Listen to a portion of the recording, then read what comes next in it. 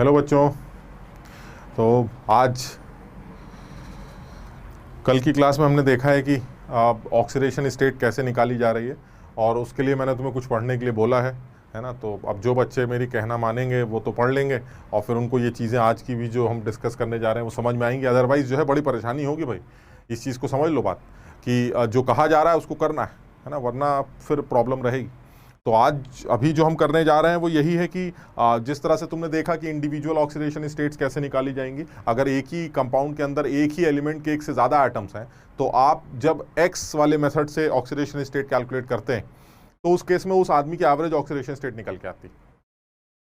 हाँ, अगर आपको absolute oxidation state individual element की चाहिए, मतलब उसी एलिमेंट के जो इंडिविजुअल पोर्शंस हैं अगर उनकी चाहिए, तो ऐसे में फिर आपको स्ट्रक्चर बना के देखना पड़ेगा। तो जैसे हमने कल लास्ट क्लास में एग्जाम्पल भी लिया था, उसमें हमने देखा था कि Br3O8 का एक एग्जाम्पल लिया गया था, और तुमने कहा था भाई Br3O8 में अगर आपको ब्रोमीन की ऑक्सीडेशन स्टेट चाहिए, तो अगर आपको एवरेज ऑक्सीडेशन स्टेट चाहिए हम एक्स वाले मेथड से निकाल सकते हैं, इसमें कुछ दिमाग नहीं लगाना है। 3 ब्रोमीन है तो इसका मतलब ये हो जाएगा 3x minus 16 is equal to 0 और x is equal two plus 16/3। यह आसानी से निकल आए 16/3। ये एवरेज है, लेकिन एब्सोल्यूट ऑक्सीडेशन स्टेट नहीं है तीनों ब्रोमीन की। लेकिन अगर आपको तीनों ब्रोमीन के अलग अलग चाहिए तो आपको Br3O8 का स्ट्रक्चर बनाना पड़ेगा। तो हम लोगों ने लास्ट क्लास में देखा था Br3O8 का जो स्ट्रक्चर था वो ऐसा था। इसके अलावा ये हुआ एक्स वाला जो मेथड है, इसमें कोई बुराई नहीं है। मतलब आपको अगर एवरेज ऑक्सीडेशन स्टेट निकालनी है तो आप आसानी से कैलकुलेट कर सकते हो। और एवरेज वर्ड भी तो तभी आएगा ना जब एक एलिमेंट एक से ज्यादा होगा। अगर एक एलिमेंट एक ही है तब तो एवरेज का कोई मतलब ही नहीं बनता, वही एब्सोल्यूट है। तो मस्त एक्स वाला मेथड हमेशा काम करने वाला है ना। तो अब इसमें आपने देखा था तोड़ ताड़ के कि इस ब्रोमीन की जो ऑक्सीडेशन स्टेट निकल के आई थी वो +6 आई थी, इस ब्रोमीन की जो ऑक्सीडेशन स्टेट निकल के आई थी वो +4 आई थी, और इस ब्रोमीन की जो ऑक्सीडेशन स्टेट निकल के आई थी वो +6 आई थी। और अल्टीमेटली जब आपने इसका एवरेज निकाला था तो एवरेज का तो तुम्हें पता ही है, सब लोगों को जोड़ दिया जाएगा और फिर जितने लोग हैं उनसे डिवाइड कर दिया जाएगा। तो आप इसको देखें, ये आपका 16/3 निकल आया था। तो ये हमने 16/3 ऐसे भी निकाला है, 16/3 ऐसे भी निकाला है। अब ये स्ट्रक्चर पता है अगर, तब तो ये 6-4-6 निकल सकता है, वरना आप 6-4-6 नहीं निकाल सकते। तो जो सवाल पूछा गया था हमारे एग्जाम में, उसमें ये पूछा गया है कि आप ब्रोमीन की इंडिविजुअल ऑक्सीडेशन स्टेट्स बताइए। एवरेज तो 16/3 है, तो दुनिया जानती है, खट से कितना आसान तरीका है। देखिए बड़ी आसानी से आपने कैलकुलेट कर लिया, कुछ करना ही नहीं। लेकिन अगर आपको इंडिविजुअल निकालनी है तो आपको स्ट्रक्चर पता होना चाहिए, बिना उसके आप इंडिविजुअल ऑक्सीडेशन स्टेट नहीं निकाल पाएंगे। इसी तरह का एक और एग्जाम्पल भी लेने की कोशिश करते हैं। अगर मैं एक और एग्जाम्पल लूं इसी तरह का, जिसमें हमसे ये पूछा जा रहा है कि भाई सपोज S2O3 2 नेगेटिव में सल्फर की ऑक्सीडेशन स्टेट बताइए। S2O3। अब इस थायोसल्फेट में सल्फर की ऑक्सीडेशन स्टेट निकालनी है तो क्या किया जाए। तो सल्फर की ऑक्सीडेशन स्टेट निकालने का तरीका वही है भाई, मैंने कहा भाई जैसे करते हो वैसे कर लो, इसमें इतना क्या सोचना है। ये सल्फर की ऑक्सीडेशन स्टेट क्या आ जाएगी, लेट द सल्फर की oxidation state is x, so 1 sulphur is x, तो यू हैव 2 सल्फर, तो it will be 2x। Generally oxygen -2 होता है और 2 ऑक्सीजन है तो ये -6 हो जाएगा, and it will be equal to the net charge. This time this is ion, so we have net charge -2।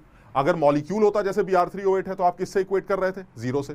जो भी चार्ज होगा उससे इक्वेट कर देंगे, तो मॉलिक्यूल जनरली 0 होगा, क्योंकि ऐसे में फिर चार्ज नहीं है उसके ऊपर। लेकिन अगर कोई आयन है तो उसके ऊपर जो भी नेट चार्ज है आप उससे इक्वेट कर दीजिए। इंडिविजुअल चार्जेस की फीलिंग को नेट फीलिंग से इक्वेट कर दीजिएगा। तो दैट इज x की वैल्यू आप यहां से निकालिए, x की वैल्यू 2 आ जाएगी। तो the oxidation state of sulphur is 2। लेकिन अब वो यही कह रहा है कि भाई चलिए ठीक है, ये तो आपने बता दिया कि इस सल्फर के जो ऑक्सीडेशन स्टेट है वो 2 आ रही है। Now this 2 is average oxidation state because you have 2 sulphur atoms. तो ये जो 2 निकल के आ रहा है, this 2 it is average oxidation state of sulphur, ये एवरेज। अब वो ये पलट के पूछता अगर कि नहीं नहीं नहीं एवरेज नहीं चाहिए भाई साहब, मुझे इंडिविजुअल ऑक्सीडेशन स्टेट बताइए दोनों सल्फर की। तो अगर आपको इंडिविजुअल ऑक्सीडेशन स्टेट दोनों सल्फर की चाहिए तो आप क्या करेंगे, तो इंडिविजुअल ऑक्सीडेशन स्टेट निकालने के लिए आपको स्ट्रक्चर का पता होना चाहिए। अब ये सवाल बड़ा अच्छा सवाल है यार, हमें स्ट्रक्चर का अगर पता है तो हम क्या करेंगे। तो मैं सबसे पहले तो स्ट्रक्चर बना लेता हूं। जब मैं इसका स्ट्रक्चर बनाऊंगा तो मुझे इसका स्ट्रक्चर मान लीजिए पता है, इसका स्ट्रक्चर ये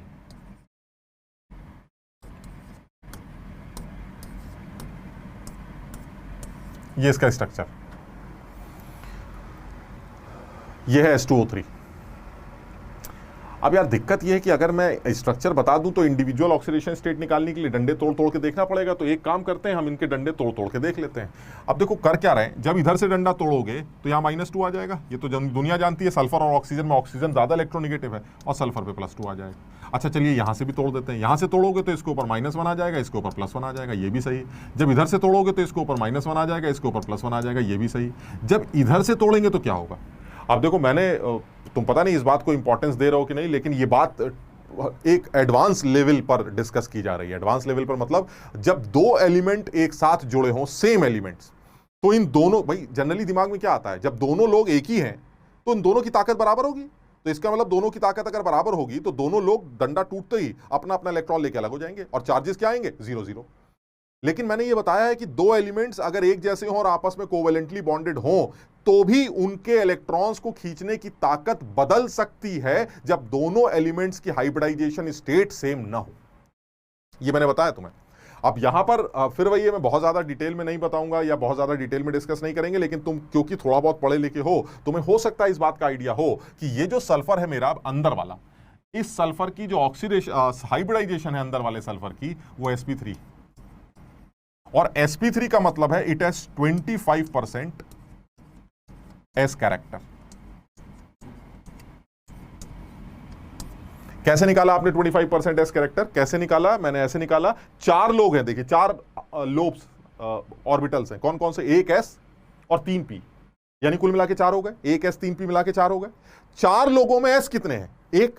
तो अगर 4 लोगों में 1 एस है तो इसका मतलब उसकी परसेंटेज कितनी हुई? 1/4 × 100, और 1/4 × 100 कितना आया? 25%। So it has 25% S character. So this sulfur, the hybridization of this sulfur is sp3, so the S character of this sulfur is 25%। ठीक। अच्छा ऊपर वाले सल्फर पर आते हैं। पहली बात तो तुमने इसका हाइब्रिडेशन sp3 कैसे बताया, तो सिर्फ एक रफ आइडिया दे रहा हूं। You have a sigma bond, a sigma bond, a sigma bond and a sigma bond. You have 4 sigma bonds. अगर सल्फर पर 4 सिग्मा बॉन्ड्स हैं तो इसका जो हाइब्रिडाइजेशन होगा वो sp3 निकल के आएगा। ठीक। अच्छा ऊपर वाले सल्फर पर बात करते हैं। ऊपर वाले सल्फर के साथ क्या है कि इसके पास 2 लोन पेयर। अब जब आप ऊपर वाले सल्फर की बात करेंगे तो ऊपर वाले सल्फर का जो हाइब्रिडाइजेशन निकल के आएगा वो sp2 आएगा, और sp2 से जब आप परसेंटेज एस कैरेक्टर निकालेंगे तो percentage S character will be 33% के आसपास। वही 3 लोग हैं एस और 2 पी, 3 में 1 एस है, तो 3 में अगर 1 एस है तो परसेंटेज क्या होगी? 1/3 × 100, लगभग 33% के आसपास। तो इसके अंदर 33% के आसपास एस कैरेक्टर है। और एस कैरेक्टर हाइब्रिडाइजेशन sp2 कैसे आ रहा है? तुम केमिकल बॉन्डिंग में पढ़ोगे, 1 सिग्मा बॉन्ड है और 2 लोन पेयर, यानी कुल मिला के आपके पास 3 हाइब्रिड लोब्स। और अगर आपके पास 3 हाइब्रिड लोब्स हैं तो उन 3 हाइब्रिड लोब्स के लिए जब आप s character calculate, hybridisation calculate करेंगे तो 3 हाइब्रिड लोब्स तभी बनते हैं जब 1 एस और 2 पी मिक्स होते हैं। 1 एस और 2 पी के मिक्स होने से ही 3 हाइब्रिड लोब्स बनेंगे, और हाइब्रिडाइजेशन क्या बनेंगे? sp2। यानी ऊपर वाला सल्फर sp2 है, नीचे वाला सल्फर sp3। ऊपर वाले एस कैरेक्टर की बात करें तो 33% आ रहा है, नीचे वाले एस कैरेक्टर की बात करें तो 25 आ रहा है। और एक स्टेटमेंट है जो नोट डाल के यहां पर लिखना है और याद रखना है,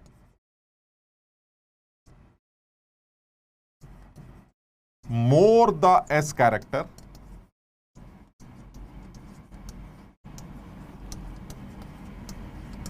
more will be the electronegativity।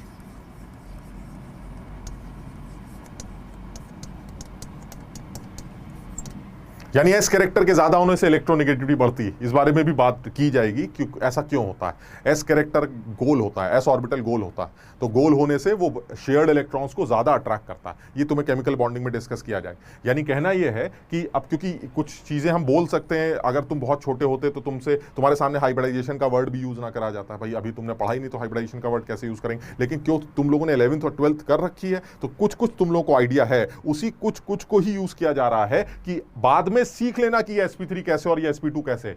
लेकिन अगर ये sp3 और ये sp2 है तो अब ये दोनों सल्फर ही हैं, लेकिन फिर भी इनकी खींचने की ताकत अलग है। क्यों? क्योंकि जिसके पास s कैरेक्टर ज्यादा है उसके खींचने की ताकत ज्यादा है, और जिसके पास s कैरेक्टर कम उसके खींचने की ताकत कम, बिकॉज ज्यादा s कैरेक्टर होने से नेगेटिविटी बढ़ती।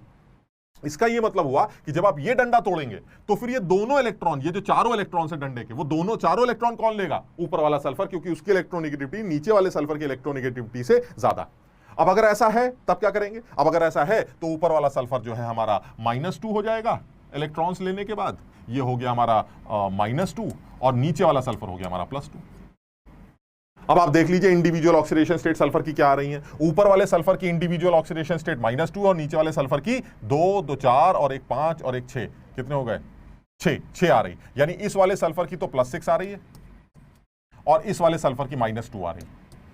वो कह रहा है ये सब छोड़ो, तुमने तो 2 बता रखी है, ये क्या किया तुमने यहां पर ऑक्सीडेशन स्टेट 2। मैंने कहा ये एवरेज है भाई, तुम वहां पर भी एवरेज निकालो 2 ही आएगी। एवरेज निकाल के देख लीजिए, जब आप यहां पर एवरेज निकालेंगे तो क्या आएगी 6, दोनों का जोड़ दिया और टोटल कितने लोग हैं 2। एवरेज तो अब भी 2 ही आएगा भाई। और ये 2 वाला जो आपने निकाला ये इस वाले मेथड से आसानी से ये एवरेज ही निकाल देता है और हमें एवरेज से ही मतलब भी है। लेकिन सवाल का जवाब क्या देंगे जब वो ये पूछेगा कि हमें इंडिविजुअल ऑक्सीडेशन स्टेट निकालनी है, तो उस केस में आपको स्ट्रक्चर बनाना है, स्ट्रक्चर बना के डंडे तोड़ने हैं। डंडे तोड़ते वक्त एक आध केस ऐसे मिलेंगे जिसके अंदर आपको सिमिलर एलिमेंट्स के बीच में बॉन्ड नजर आएंगे। जब सिमिलर एलिमेंट्स के बीच में बॉन्ड नजर आए तो भी इस बात का ध्यान रखना कि दोनों एलिमेंट्स जो सिमिलर हैं उनके हाइब्रिडाइजेशन स्टेट सेम होनी चाहिए, तब उस केस में 0-0 का मामला चलेगा, बराबर बराबर वाला। लेकिन अगर हाइब्रिडाइजेशन स्टेट बदल गई तो जिसके पास एस कैरेक्टर ज्यादा होगा वो पुल करेगा, क्योंकि एस कैरेक्टर के ज्यादा होने से इलेक्ट्रोनेगेटिविटी इंक्रीज कर जाती। यानी इस सल्फर की इलेक्ट्रोनेगेटिविटी नीचे वाले सल्फर की इलेक्ट्रोनेगेटिविटी से ज्यादा है, जिसकी वजह से ऊपर वाला सल्फर दोनों चारों इलेक्ट्रॉन खींचेगा, 2 तो उसके अपने ही है, तो उसके ऊपर -2 का, नीचे वाले के ऊपर उस वजह से +2 का, तो +2 +2 +1 +1 यानी कुल मिला के 6।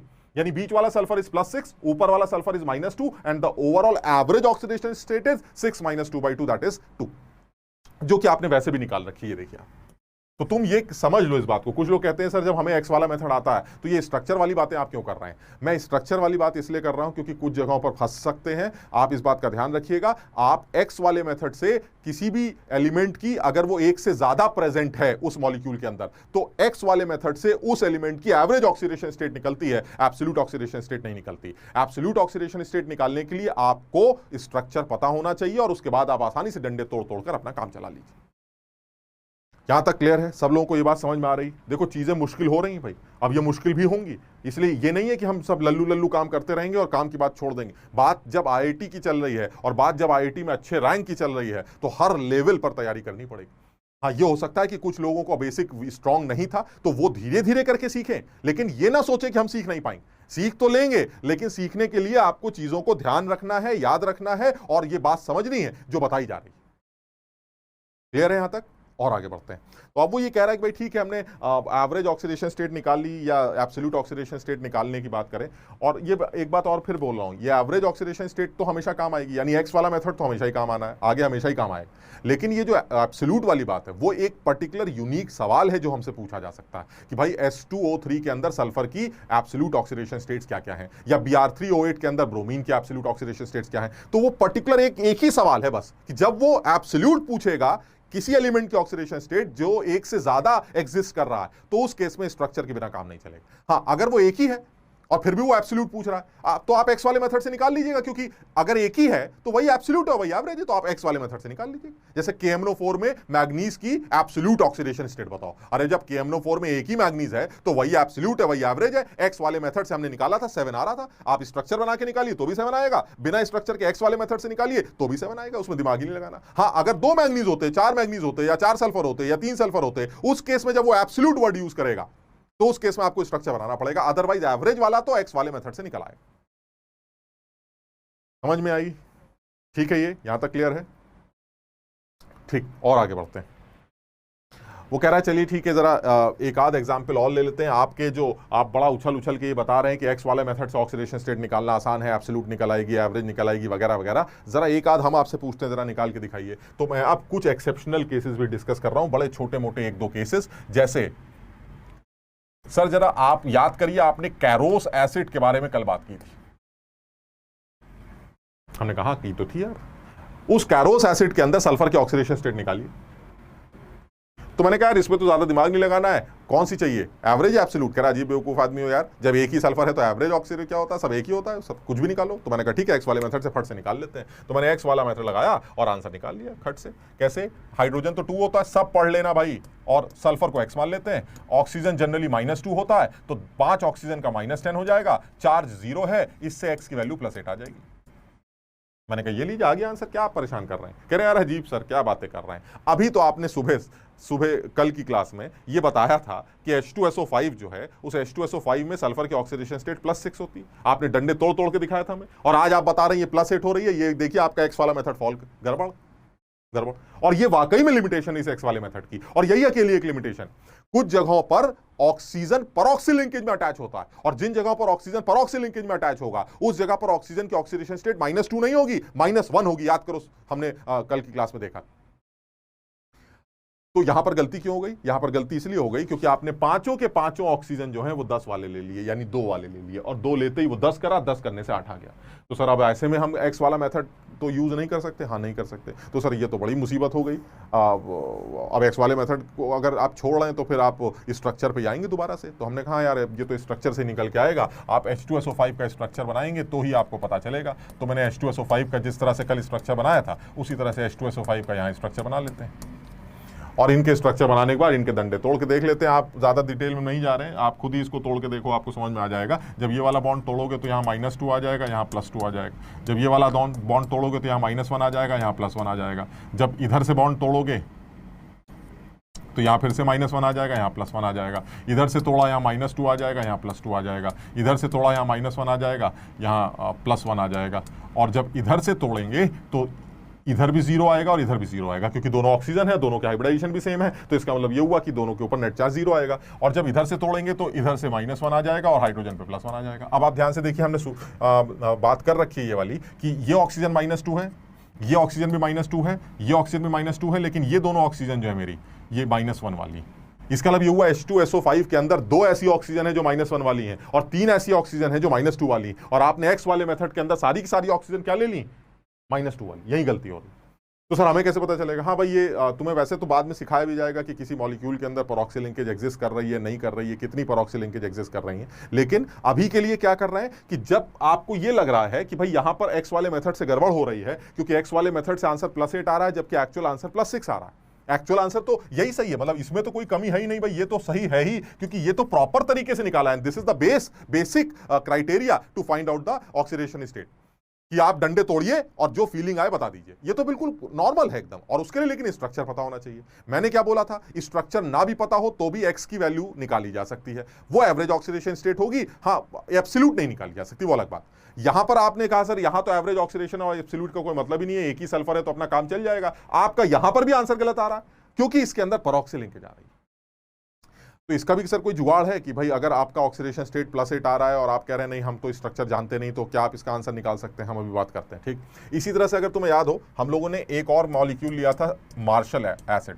कल की क्लास में ये H2SO8 लिया गया था, फिर सल्फर की ऑक्सीडेशन स्टेट निकाली थी। तुम याद करो, यहां पर भी तुमने सल्फर की ऑक्सीडेशन स्टेट जब निकाली थी, तो अगर मैं एक्स वाले मेथड से निकालूं तो एक्स वाला मेथड क्या कहता है? 2 + 2x - 16 = 0, x = +7। ये +7 आ रहा है एक्स वाले मेथड से, यानी the oxidation state of sulphur is +7। आप उधर जाइए जरा इसके स्ट्रक्चर पे। स्ट्रक्चर जब आप बनाएंगे H2SO8 का, तो हमें याद आ रहा है इसका स्ट्रक्चर कुछ ऐसा बनाया गया था।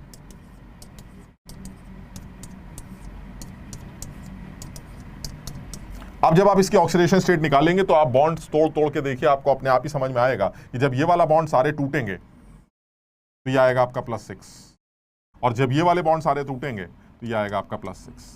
और ये दोनों ऑक्सीजन जो बीच में है ये -1 वाली है। क्यों? क्योंकि जब इधर से तोड़ोगे तो 0 और जब इधर से तोड़ोगे तो -1। मेरी बात समझ रहे हो कि नहीं? यानी अल्टीमेटली बाकी सारे ऑक्सीजन -2 वाले हैं। आप बॉन्ड तोड़ के देखिए, सारे ऑक्सीजन -2 वाले, ये वाले, ये भी -2, ये भी -2, ये भी -2, लेकिन जो बीच के 2 ऑक्सीजन है वो -1 वाले। यहां फिर इसी वजह से गड़बड़ हो रही है। तुमने यहाँ 16 कैसे ले लिया? 16 इसलिए ले लिया ना कि 8 के 8 ऑक्सीजन -2 में कंसीडर हो गए, जबकि 8 के 8 ऑक्सीजन -2 वाले है ही नहीं। उनमें से 6 तो ऐसे जो -2 वाले, लेकिन 2 ऐसे जो -1 वाले, और आपने ये अज्यूम कर लिया कि 8 के 8 -2 वाले। आपका आंसर गलत आ गया।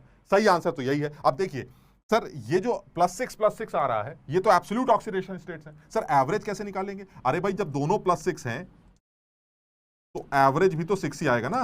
+6 + 6 / 2 +6 आ गया। यानी the average oxidation state of sulphur is +6 and the absolute oxidation states of both the sulphur is +6 and +6। Sir ये चीज यहां से क्यों गलत आ रही है? यहां से गलत क्यों आ रहा है? ये इन दोनों का आंसर गलत आ रहा है। ऐसे एक और एग्जांपल भी यहीं जोड़ रहा हूं। CrO5। सर क्रोमियम के ऑक्सीडेशन स्टेट निकाल के दिखाइए, अभी लीजिए। X -10 ऐसे करते थे ना, X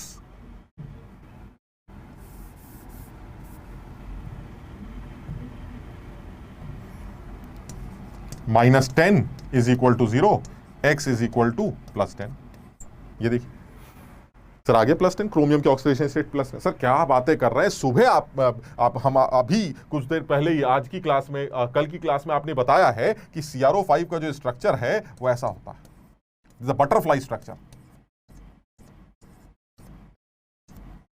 ये बटरफ्लाई स्ट्रक्चर, तो जब कल बात हो चुकी है बटरफ्लाई स्ट्रक्चर है, तो फिर ऐसे में ये क्यों गड़बड़ कर रहे हैं? तो आप देखिए, आपने बताया था क्रोमियम +6 आएगा, आप डंडे तोड़ के देखिए, जब आप बॉन्ड्स ब्रेक करेंगे तो आपको अपने आप ही समझ में आ जाएगा। यहां से बॉन्ड तोड़ा, ये -2 आया, इधर से तोड़ा, ये +2 आया, इधर से तोड़ा, यहाँ +1 आया, यहाँ -1 आया, इधर से तोड़ा, यहाँ +1 आया, यहाँ -1 आया, इधर से तोड़ा, यहाँ +1 आया, यहाँ -1 आया, इधर से तोड़ा, यहाँ +1 आया, यहाँ -1 आया, और जब इधर से तोड़ा तो 0 0, और जब इधर से तोड़ा तो भी 0 0। क्यों? क्योंकि दोनों ऑक्सीजन है, सेम है। तो ऐसे में आप ध्यान से देखिए, क्रोमियम की जो ऑक्सीडेशन स्टेट निकल के आ रही है, क्या आ रही है? 2 1 1 1 1, यानी कितना? 5, यानी क्रोमियम नहीं 6 बल्कि 2 और 1 3 और 6, यानी यहां से जो क्रोमियम की ऑक्सीडेशन स्टेट निकल के आ रही है वो +6 आ रही है सर, और आप बता रहे हैं +10। ये सब क्या बदतमीजी चल रही है सर? इस एक्स वाले मेथड में भी तो ये कमियां हैं। हाँ ये कमियां हैं, लेकिन ये कमियां यूनिक जगहों पर हैं, हर जगह नहीं, सिर्फ उन जगहों पर हैं जहां पर ऑक्सीजन परऑक्सी लिंकेज शो करता है, जहां पर ऑक्सीजन के ऑक्सीडेशन स्टेट -2 नहीं है। जब किसी मॉलिक्यूल में ऑक्सीजन एटम परऑक्सी लिंकेज में भी अटैच होता है, वहां पर ये एक्स वाला मेथड गड़बड़ हो जाता है, क्योंकि आपको पता ही नहीं चलता, क्योंकि स्ट्रक्चर तो आप बना नहीं रहे। हाँ, ऐसे में आपको स्ट्रक्चर बनाकर ही उसकी सही ऑक्सीडेशन स्टेट मिलती है। सर देख लीजिए, आप आ गए ना स्ट्रक्चर पे, और आप कह रहे थे एक्स वाले मेथड से स्ट्रक्चर की जरूरत नहीं पड़ती, this plus this minus x is equal to 0, x is equal to 3, कुछ भी लिख दो, सही है। मैं तुम्हें इसका जुगाड़ बताता हूं। ये गड़बड़ तो यहीं पर आ रही है, यही 2-3 जगह है जहां गड़बड़ आ रही है, मैंने सारी जगह लिख भी दी है, ठीक। जुगाड़ ये है कि जब तुम्हें लगे कि एक्स वाले मेथड से ऑक्सीडेशन स्टेट कैलकुलेट करते वक्त उस एलिमेंट की ऑक्सीडेशन स्टेट उसकी मैक्सिमम ऑक्सीडेशन स्टेट से भी एक्सीड कर रही, तो जो उसकी मैक्सिमम होती है वही लिख देना, आंसर, बात खत्म। अब पता नहीं तुम मेरी बात को याद रखोगे कि नहीं। मैं ये कह रहा हूं, सल्फर जो होता है, सल्फर का कॉन्फ़िगरेशन अगर आप देखें तो वो लास्ट में सल्फर के आउटर शेल में 6 इलेक्ट्रॉन्स होते हैं, वैलेंस इलेक्ट्रॉन 6 होते हैं, बल्कि प्लस क्यों लिख रहा हूं मैं, वैलेंस इलेक्ट्रॉन जो है वो मेरे पास 6 होते हैं। सल्फर ऑक्सीजन की फैमिली का होता है, तो ऑक्सीजन के बाहर भी 6, तो सल्फर के भी वैलेंस इलेक्ट्रॉन 6। अब अगर सल्फर के पास 6 इलेक्ट्रॉन्स, तो सल्फर अपना ऑक्टेट पूरा करने के लिए क्या कर सकता है? या तो 2 इलेक्ट्रॉन ले ले, 8 हो जाएंगे, या 6 के 6 छोड़ देगा, तो भी उसका इनर शेल कंप्लीट हो जाएगा। यानी अगर सल्फर की बात करूं तो सल्फर के पास 2 रास्ते हैं, या तो वो 2 इलेक्ट्रॉन लेकर मस्त हो जाए, या फिर वो 6 इलेक्ट्रॉन छोड़ के मस्त हो जाए। समझो बात, यानी या तो वो +2 इलेक्ट्रॉन दिखाए या -6 इलेक्ट्रॉन दिखाए, तो दोनों सूरतों में वो खुश रहेगा। क्यों? क्योंकि 2 ले लेगा तो अपना शेल कंप्लीट हो जाएगा, और अगर 6 छोड़ देगा तो अंदर वाला कंप्लीट हो जाएगा। इसका मतलब ये हुआ, सल्फर की ऑक्सीडेशन स्टेट 2 ले रहा यानी -2, और 6 छोड़ रहा यानी +6, यानी सल्फर की ऑक्सीडेशन स्टेट -2 से लेके +6 वेरी करती है। समझो, यानी उसकी मैक्सिमम ऑक्सीडेशन स्टेट +6। ऐसी जैसे नाइट्रोजन है, नाइट्रोजन को तुम देखो तो नाइट्रोजन के बाहर 5 इलेक्ट्रॉन्स होते हैं, पता है ना, नाइट्रोजन इज 7, तो 2,5, तो नाइट्रोजन के बाहर 5 इलेक्ट्रॉन्स होते हैं। अब बताओ 5 को 8 कैसे करें? 3 ले लो, या फिर 5 को पूरा निकाल दो तो अंदर का ड्यूप्लेट कंप्लीट हो जाएगा 2 वाला। इसका मतलब ये हुआ, नाइट्रोजन की अगर बात करें, ये तो सल्फर की बात हो गई। अगर मैं नाइट्रोजन की बात करता हूं तो नाइट्रोजन क्या कर सकता है? नाइट्रोजन या तो 3 ले ले, या फिर 5 छोड़ दे। यानी नाइट्रोजन की जो ऑक्सीडेशन स्टेट है, अगर वो 3 लेता है तो -3 हो, और अगर वो 5 छोड़ता है तो +5। यानी नाइट्रोजन की जो ऑक्सीडेशन स्टेट है वो -3 से लेके +5 तक वेरी करेगी। यानी मेरे समझाने का मतलब यह है कि अगर आप सल्फर के बारे में ये बात पहले से जानते होते कि सल्फर की जो मैक्सिमम ऑक्सीडेशन स्टेट है वो +6 हो सकती है, +6 से ज्यादा नहीं, तो यहां जो ये 8 और 7 निकल के आ रहा है, ये तो वैसे ही गलत हो गया। ये तो आपको देखते ही समझ में आ जाना चाहिए, भैया ये तो गड़बड़ हो रही। क्यों गड़बड़ हो रही है ये भी आपको पता है, बिकॉज ऑफ द परऑक्सी लिंकेज। ये आपको पता है, परऑक्सी लिंकेज की वजह से ही लफड़ा शुरू होता है। तो जैसे ही आपको लगा कि भाई ये तो हो नहीं सकता, +8 और +7 तो आ नहीं सकता, सल्फर तो 6 के ऊपर नहीं जाता। तो ऐसे में जैसे ही घंटी बजी कि भाई ये 8 और 7 नहीं होगा, तो ऐसे में जुगाड़ लगाओ। जुगाड़ क्या है? जो उसकी मैक्सिमम ऑक्सीडेशन स्टेट होती है वही उसका आंसर लिख दो, बस बात खत्म। And the maximum oxidation state of sulphur is +6, so the answer will be +6। कैसे आ रहा है मत सोचो, आ तो रहा ही है ना, वो तो हम देख ही रहे हैं कैसे आ रहा है। लेकिन अगर मैं स्ट्रक्चर भी ना बनाना चाहूं, स्ट्रक्चर भी ना जानता हूं, तो भी मैं ऐसी जगहों पर जहां पर एक एलिमेंट की ऑक्सीडेशन स्टेट अपनी मैक्सिमम ऑक्सीडेशन स्टेट को एक्सीड कर रही है, तो जो उसकी मैक्सिमम ऑक्सीडेशन स्टेट होती है वही उसका आंसर लिख दिया जाता है। बिल्कुल वही काम इस बटरफ्लाई स्ट्रक्चर के अंदर। क्रोमियम की मैक्सिमम ऑक्सीडेशन स्टेट +6 है, क्रोमियम +6 के ऊपर नहीं जाता। अगर क्रोमियम +6 के ऊपर नहीं जाता तो अब तुम्हारा आंसर अगर 10 आ रहा है तो देखते ही समझ जाना ये गलत है, आंसर तो +6 ही होगा। और तुम देखो स्ट्रक्चर से भी +6 ही आ रहा है। तो तुम्हें अगर स्ट्रक्चर नहीं भी पता है तो भी इसका जुगाड़ तुम्हारे सामने। मेरी बात सब लोग समझ। और ये यूनिक एग्जांपल्स हैं। तुम कहोगे सर इसे तो हर बार होगा, हर बार नहीं होगा यार, बहुत कम ऐसे एग्जांपल्स होंगे जिनमें परऑक्सी लिंकेज होगी। और जहां ये परऑक्सी लिंकेज आती हैं वहां गड़बड़ शुरू हो जाती है। तो जहां गड़बड़ शुरू हुई, आपने सोचा ऐसी तैसी स्ट्रक्चर की 6 होती है मैक्सिमम, 6 लिख दो, 6 होती है मैक्सिमम, 6 लिख दो। तो जो उसकी मैक्सिमम ऑक्सीडेशन स्टेट है अगर उससे एक्सीड कर गया एक्स वाले मेथड से, आंसर 8 आ रहा है, 7 आ रहा है, यहां 10 आ रहा है, तो ऐसे में आप सीधे सीधे 6 लिख के चले आइए, क्योंकि सल्फर की मैक्सिमम +6 और क्रोमियम की +6 ही होती है। क्लियर है सब लोगों को? यानी अब ये सब करने के बाद ना, एक्चुअली ये सब चीजें तो मैं चाह रहा था तुम खुद से पढ़ते हैं ना, तो लेकिन फिर भी हमने इस तरह की बातें डिस्कस की हैं। लेकिन इस बात का बस ध्यान रखना है कि ऑक्सीडेशन स्टेट निकालना बहुत इंपॉर्टेंट है, क्योंकि हम अब जो सॉल्ट्स के फैक्टर डिस्कस करेंगे उनमें ये चीजें बार बार निकल के आएंगी। अब क्या है तरीका, क्या कैसे करना है, उस बारे में बात करते हैं।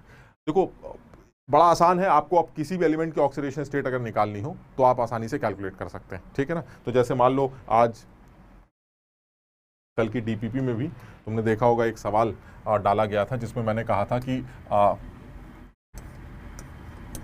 K2Cr2O7 और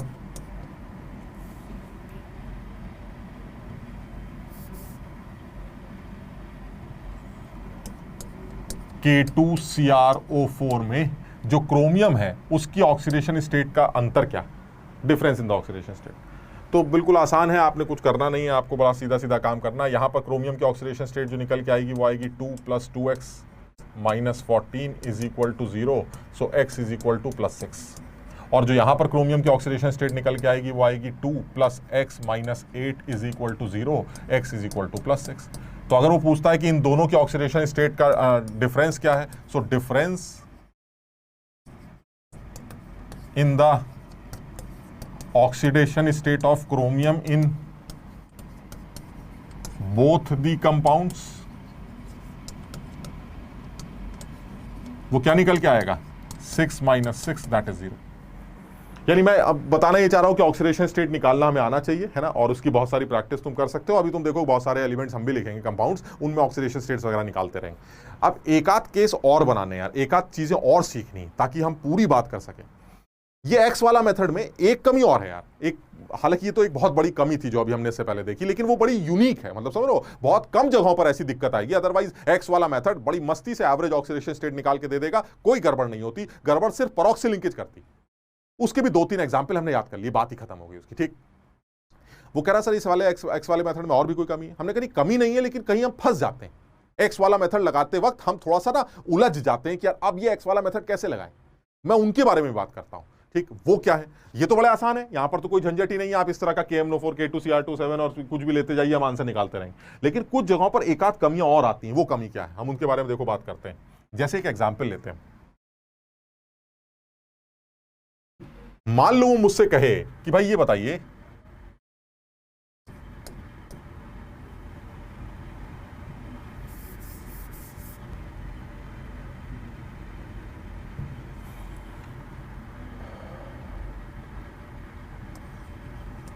CuSO4 में सल्फर की ऑक्सीडेशन स्टेट बताइए। मैं बहुत बेसिक एग्जांपल लेके बात कर रहा हूं। CuSO4 में सल्फर की ऑक्सीडेशन स्टेट। अब मैं तुम्हें बताऊं दिक्कत क्या है। दिक्कत यह है कि सर CuSO4 में सल्फर की ऑक्सीडेशन स्टेट अगर आपको निकालनी है तो आपको सल्फर को x मान लेना चाहिए, आपको सल्फर की ऑक्सीडेशन स्टेट मिल जाएगी। एवरेज की बात, अब हमेशा हम एवरेज की बात करें, ठीक। तो वो x की वैल्यू सॉल्व कर लीजिए। अब परेशानी यह है कि अगर सल्फर की आपको नहीं पता है तो आप उसको x मान लेंगे, तो कम से कम बाकी लोगों की पता होनी चाहिए ताकि आप 0 से इक्वेट करके x की वैल्यू निकाल सके। यहां पर परेशानी यह है कि यहां कॉपर एक ऐसा आदमी है जो वेरिएबल ऑक्सीडेशन स्टेट शो करता है। कॉपर +1 भी होता है और कॉपर +2 भी होता है। यानी कॉपर की जो मिनिमम ऑक्सीडेशन स्टेट होती है, ये जरूर याद रखना है, जिसको Q+ कहा जाता है। This is Q+, and this Cu2+ is cupric. This is the minimum oxidation state of sulfur, copper, and this is the maximum oxidation state of copper. Minimum वाला अस, मैक्सिमम वाला इक, Q+, cupric। बिल्कुल इसी तरह से और भी एग्जांपल ले लेते हैं। आयरन की जो मिनिमम ऑक्सीडेशन स्टेट है वो +2 है, सो it will B us, that is ferrous, this is minimum, and Fe+3, this is ferric, and this is maximum. इसी तरह से टिन, Sn+2, स्टेनस, और टिन का जो मैक्सिमम वैल्यू है +4, Stenik. Hg2+, mercurous, Hg2+, mercuric. यानी ये कुछ एग्जाम्पल मैं ले रहा हूं, ये मिनिमम, ये मैक्सिमम, ये मिनिमम, ये मैक्सिमम। यानी मैं ये कुछ एग्जांपल ले रहा हूं, मैं चाह रहा हूं तुम इनको ध्यान रखो कि इनकी मिनिमम और मैक्सिमम ऑक्सीडेशन स्टेट्स क्या क्या है। तो मिनिमम मैक्सिमम ऑक्सीडेशन स्टेट बड़ा क्लियर है, कॉपर +1 है तो Q+ है, कॉपर मैक्सिमम चला जाएगा तो +2 में। यानी कॉपर अगर ऑक्सीडाइज हो रहा है, इलेक्ट्रॉन लूज कर रहा है, तो वो +2 में चला जाएगा, और अगर वो इलेक्ट्रॉन गेन करके किसी आयन में कन्वर्ट हो रहा है तो +1 में चला जाएगा। ऐसी टिन है, टिन अगर ऑक्सीडाइज होता है तो +2 से +4 में चला जाता है। मरकरी अगर ऑक्सीडाइज होता है तो वो +1 से +2 में चला जाता है। दिस इज +1, क्योंकि 2 मरकरी है ना, तो 2 मरकरी का +2 यानी 1 मरकरी का +1। मरकरी का जो +1 ऑक्सीडेशन स्टेट है वो Hg2+ के फॉर्म में एग्जिस्ट करता है। ऐसी आयरन है, आयरन अगर मिनिमम ऑक्सीडेशन स्टेट है तो +2, ऑक्सीडाइज होगा तो +3 में चला जाएगा। अब यहां पर दिक्कत देखो क्या है, यहां पर दिक्कत यह है कि सर यहां पर कॉपर है, सल्फर की निकालनी है, तो आप पक्का X वाला मेथड यूज करेंगे। हमने कहा X वाला मेथड यूज करेंगे, तो सल्फर की सर X मान लेते हैं, बिल्कुल मान लीजिए आप सल्फर की X मान लीजिए। अब आप इक्वेट कर दीजिए 0 से। लेकिन अब दिक्कत यह है कि कॉपर खुद क्या चिल्ला रहा है, कॉपर कह रहा है भाई साहब कैसी बातें कर रहे हैं, मैं तो खुद ही वेरिएबल हूं, मेरी तो आपको पता ही नहीं है। जब मेरी आपको नहीं पता, मेरी तो +1 भी होती है, ये देखिए, और +2 भी होती है। अब ये बताइए आप यहां पर +1 लेंगे या +2 लेंगे? जब कॉपर ही परेशान कर रहा है, सल्फर का पता नहीं है, निकालना है, कॉपर परेशान कर रहा है, तो एक इक्वेशन में तो 2 अननोन आ रहे ना, क्योंकि कॉपर Y हो जाएगा, कॉपर का हमें पता नहीं है, सल्फर का X है, वो भी नहीं पता, तो X कैसे सॉल्व करोगे? अब इस दिक्कत में कैसे सर, इसका क्या इलाज है? इसका इलाज है वो आयंस जो मैंने तुम्हें लिखने के लिए दिए थे, जो मैंने तुम्हें लिखवाए थे कल की क्लास में, जो आयन का चार्ट तुम्हें दिया था। मैं वो चार्ट तुम्हें एक बार दोबारा दिखा रहा हूं, तुम उसको एक बार समझने की कोशिश करना।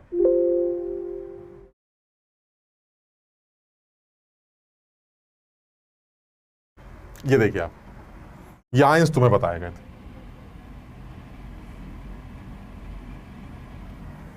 इनको ध्यान से देखो, ये तुम्हारी बहुत मदद करते हैं। तुम सोच रहे हो कि सर ने पता नहीं है क्यों लिखवा रखा है, तुम सोच भी नहीं सकते तुम्हारी कितनी हेल्प करेंगे।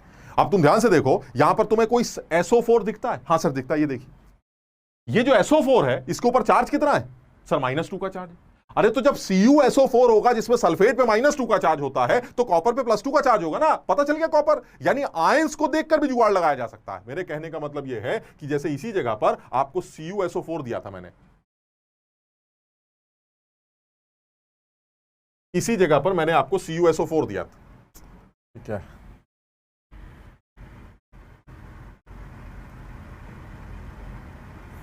इस जगह पर जो CuSO4 लिया गया उसके बारे में अगर बात करें तो आप देखिए जरा CuSO4 को।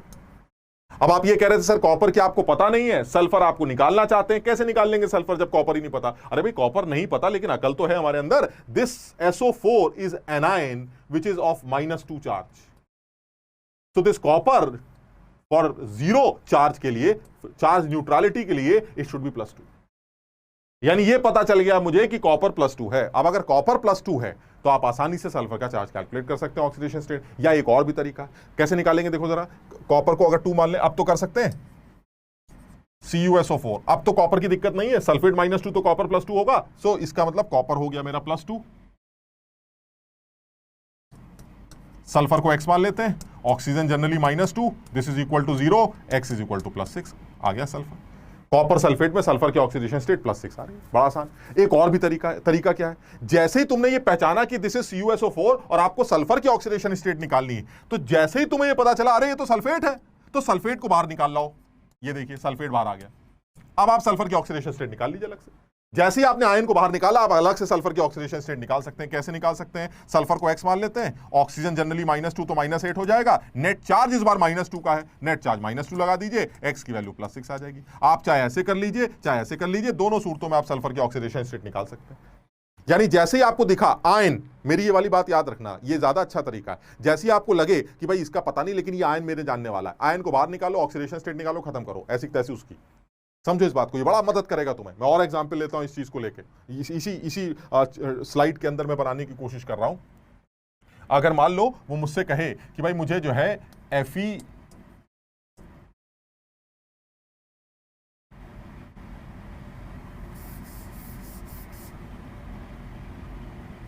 अगर वो मुझसे कहे कि मैं यहां पर FeC2O4 में कार्बन की ऑक्सीडेशन स्टेट निकालना चाहता हूं, मैंने कहा भाई देखिए ऐसा है, फिर गड़बड़ हो गई यार, कार्बन की निकालनी है तो उसको x मानना पड़ेगा। आयरन बकवास करता है क्योंकि आयरन भी वेरिएबल ऑक्सीडेशन स्टेट में एग्जिस्ट करता है, कभी +2 होता है कभी +3 होता है। मैं क्या करूं भाई, मुझे आयरन की पता नहीं, कार्बन की निकालनी है, फिर फंस गया। अरे फंस नहीं गए, अकल तो लगाओ, C2O4 ढूंढो जरा, ऑक्सलेट आयन। मैंने कहा बहुत इंपॉर्टेंट, ये देखिए आप, जैसे ही मैंने देखा अबे तुम C2O4 हो, C2O4 तो ऑक्सलेट आयन होता है, खट से ऑक्सलेट को बाहर निकालो। मैंने इस ऑक्सलेट को बाहर निकाल लिया, कितना क्या हुआ ऑक्सलेट, C2O4 2 नेगेटिव।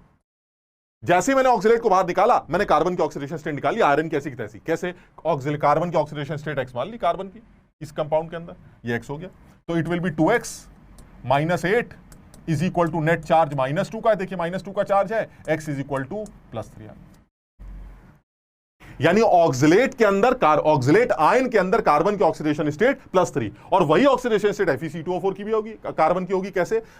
C2O4 अगर -2 है तो आयरन +2 होगा, आयरन +2 होगा तो +2, कार्बन की 2x हो गई, ऑक्सीजन -8 हो गया, लेकिन इस बार नेट चार्ज 0 है। आप देखिए x की वैल्यू यहां से निकाल लीजिए, 3 आ जाएगी।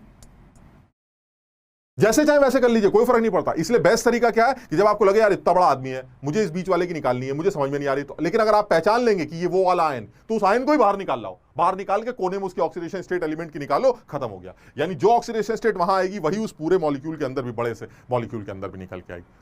समझ लो? जैसे और एग्जाम्पल लेता हूं, यहीं पर करता हूं ये वाला काम, कोशिश करके छोटा छोटा करके इसको यहीं समझाने की कोशिश करते हैं। मान लीजिए वो कहता है भाई ऐसा है, ये बताइए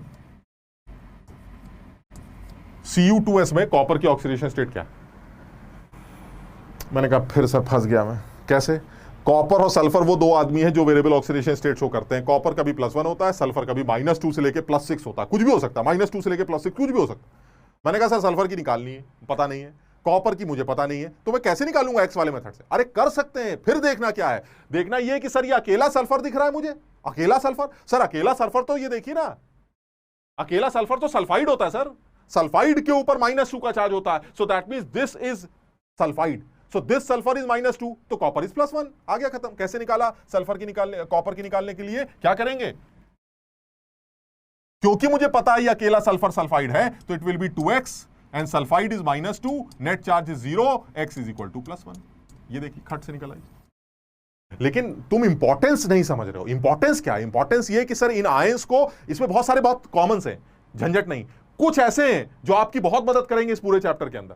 कई बार ऐसी मुसीबत आती है, सर हमें तो इसकी पता नहीं है, इसकी निकालनी है, इसकी पता नहीं है, ये वेरिएबल ऑक्सीडेशन स्टेट शो करता है, ये भी वेरिएबल शो करता है। अब एक्स वाले मेथड से कैसे निकालूंगा? क्योंकि एक्स भी अननोन होगा और फिर एक और वाई आ जाएगा, वो तो सॉल्व ही नहीं होगा जब दो अननोन्स आएंगे।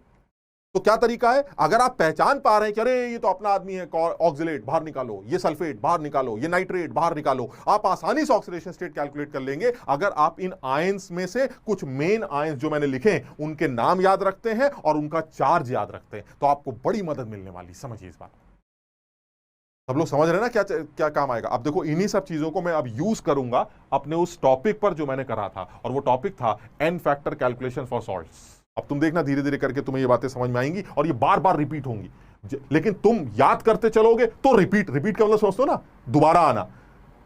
तुम्हारे लिए वो रिवीजन तब होगा जब एक बार का विजन हो, विजन तब होगा जब एक बार याद कर लोगे। एक बार याद किया, याद हो गया। अब जब वो बार बार आएगा तो रिवीजन सब होता चला जाएगा, मजा आ जाएगा एकदम। तो इसलिए कोशिश करो कि इनको याद रखा जाए, ठीक? अब देखो मैं क्या बताने जा रहा हूं, मैं ये करना चाह रहा हूं इसी के अंदर जो हमने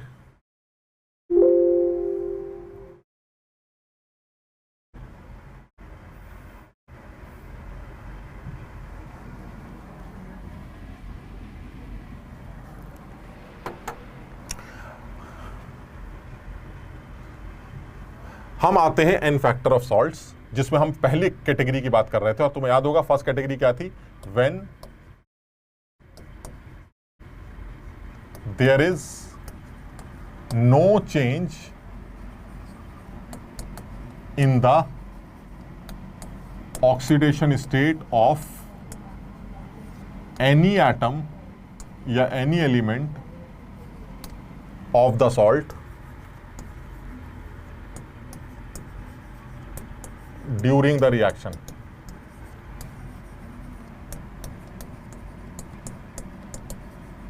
ये मेरी पहली कैटेगरी थी।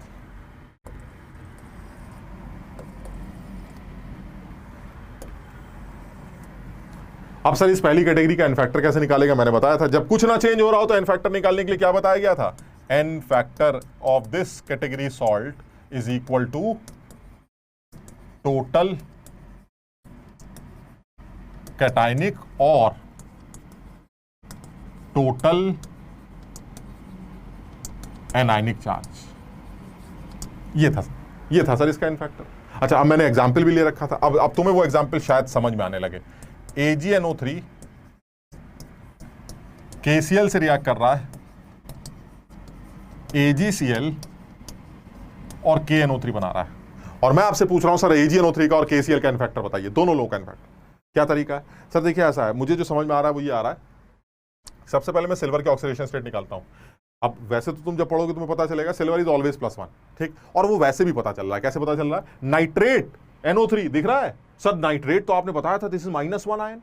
याद करना पड़ेगा वो जो टेबल बनाई है मैंने, NO3 is -1 and since NO3 is -1 तो सिल्वर विल बी +1। यानी अल्टीमेटली जो मुझे पता चला वो ये पता चला कि सर इस केस में जितनी भी ऑक्सीडेशन स्टेट्स हैं वो मुझे पता है, सिल्वर तो हमेशा +1 होता है, सिल्वर के बारे में तो बात ही नहीं करनी। अब नाइट्रोजन की और निकालते हैं। सर अब नाइट्रोजन की कैसे निकालेंगे? अरे भाई बात हो चुकी है, एक्स वाले मेथड से कर लेते हैं। ये 1 है, ये x है, ये 6 है, आ गया नाइट्रोजन। या फिर नाइट्रेट दिखाई दिया, नाइट्रेट को बाहर निकालो, नाइट्रोजन की ऑक्सीडेशन स्टेट निकल आएगी। आपने नाइट्रेट को बाहर निकाला,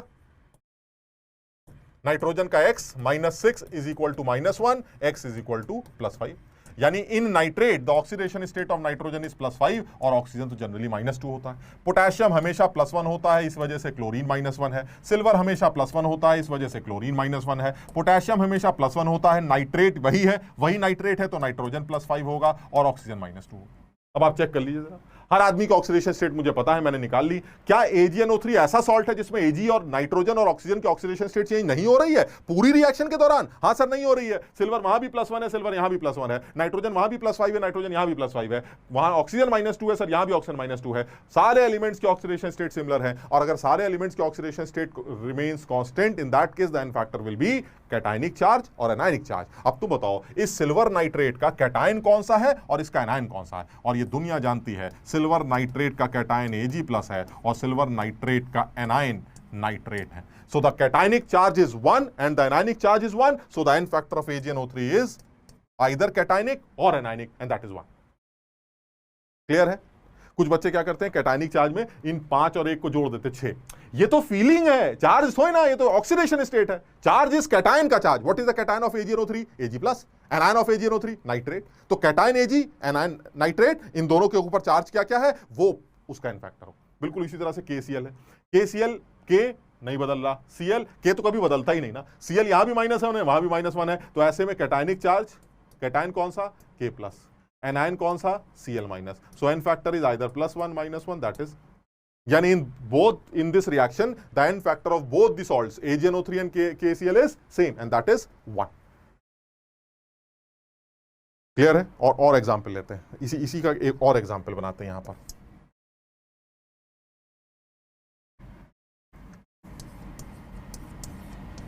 CaCO3 की हीटिंग हो रही है और कैल्शियम ऑक्साइड और CO2 बन रहा है।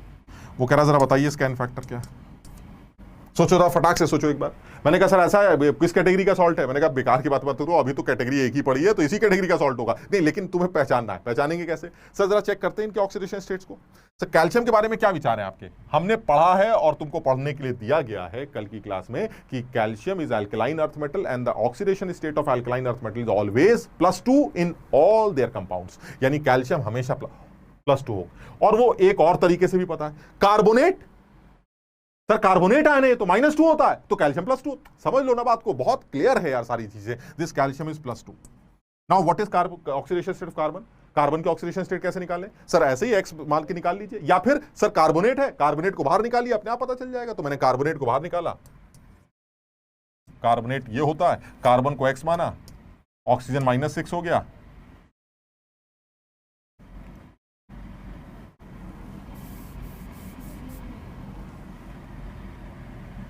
ये कार्बन को x माना, ऑक्सीजन -6 हो गया, नेट चार्ज -2 हो गया, इससे x की वैल्यू +4 आ गई। यानी in carbonate the oxidation state of carbon is +4 और ऑक्सीजन तो जनरली -2 होता है। अब उधर चलते हैं, क्या कुछ बदल रहा है? कैल्शियम सर कभी नहीं बदलता, ये तो हमेशा +2 होता है, इस वजह से ऑक्सीजन यहां -2 हो गया। कार्बन सर यहां निकाल के देखते हैं तो वही हो गया, कार्बन को x मान लेते हैं, ऑक्सीजन का -4, x -4 = 0, x = +4 और ऑक्सीजन तो -2 होता ही।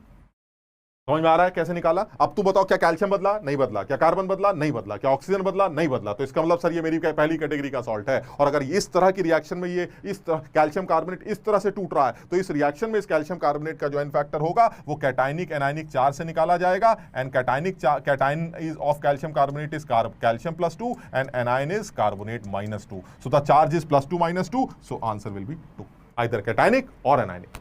इनको मत जोड़ देना चारों दो को, ये फीलिंग है। चार्ज क्या है कैटायन का? कैटायन क्या है इसके अंदर? कैल्शियम +2। एनायन क्या है इसके अंदर? -2 कार्बोनेट। तो +2 और -2 यानी नेट चार्ज विल बी 2। आप कैटायनिक ले ले चाहे एनायनिक ले ले। तो the n factor of calcium carbonate in this reaction is 2। यानी मैं ये बताना चाह रहा हूं कि ऐसा सॉल्ट हमारे सामने आ सकता है जिसमें किसी भी एटम की ऑक्सीडेशन स्टेट किसी रिएक्शन में चेंज नहीं हो रही, तो ऐसे सॉल्ट्स का एन फैक्टर सिर्फ कैटायनिक एनायनिक चार्ज से निकाल लिया जाता है। बात खत्म। अच्छा, अब यहां पर ना एक चीज और जोड़ देते हैं, क्योंकि अब सारी बातें कर रहे हैं तो यहां पर एक चीज और जोड़ देते हैं।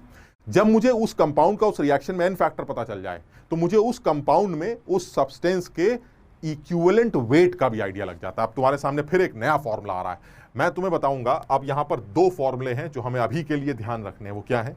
उनका हम यूज करेंगे जब इक्विवेलेंट कॉन्सेप्ट यूज करेंगे। ठीक, क्या यूज करने जा रहे हैं, क्या फॉर्मूले हैं हमारे, हम वो फॉर्मूले भी नोट कर लेते हैं।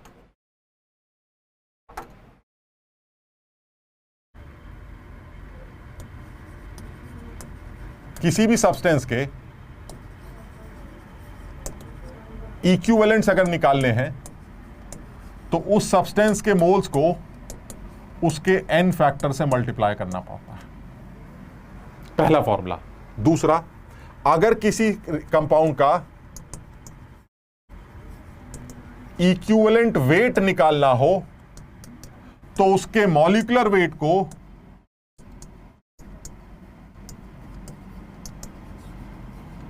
एन फैक्टर से डिवाइड करना पड़ता है।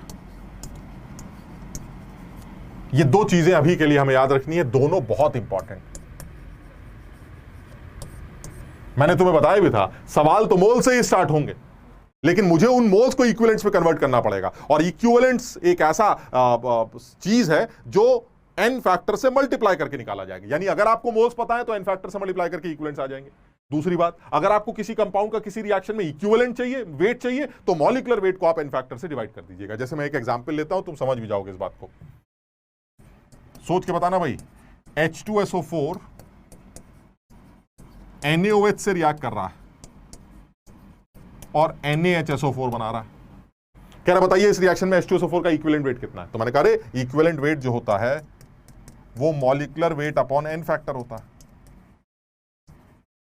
और हमें पता है कि H2SO4 यहां पर एसिड की तरह बिहेव कर रहा है क्योंकि वो NaOH से रिएक्ट कर रहा है, और एसिड का एन फैक्टर रिप्लेसेबल H से निकाला जाता है। कितने H रिप्लेस हो रहे हैं? सिर्फ एक ही सोडियम है ना, एक बचा हुआ, तो इसका एन फैक्टर क्या होगा? 1। और अगर इसका एन फैक्टर 1 है तो मॉलिक्यूलर वेट जो कि H2SO4 का 98 होता है, 1 से डिवाइड करके इसका इक्विवेलेंट वेट कितना आ जाएगा? 98। लेकिन सोचो यही सवाल ऐसे ना होता, ऐसा होता, H2SO4 NaOH से ही रिएक्ट कर रहा है लेकिन Na2SO4 बना रहा है। याद है सब लोगों को ये वाली बात?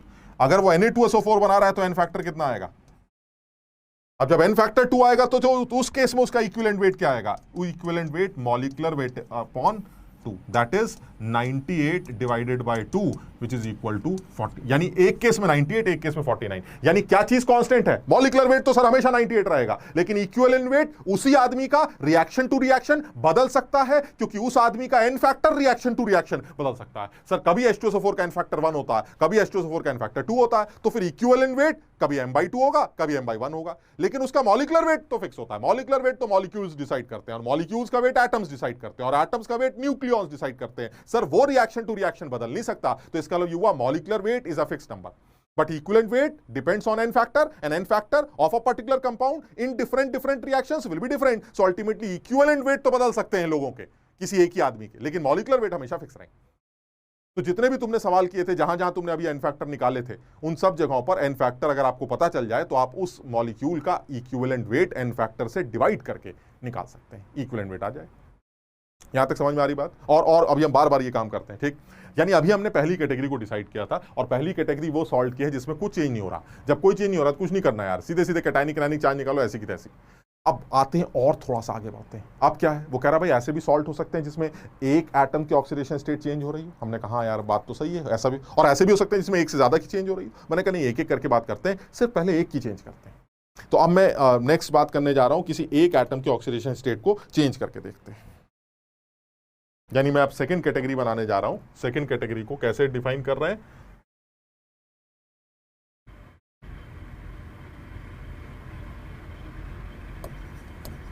When there is a change in the oxidation state of only one atom of the salt.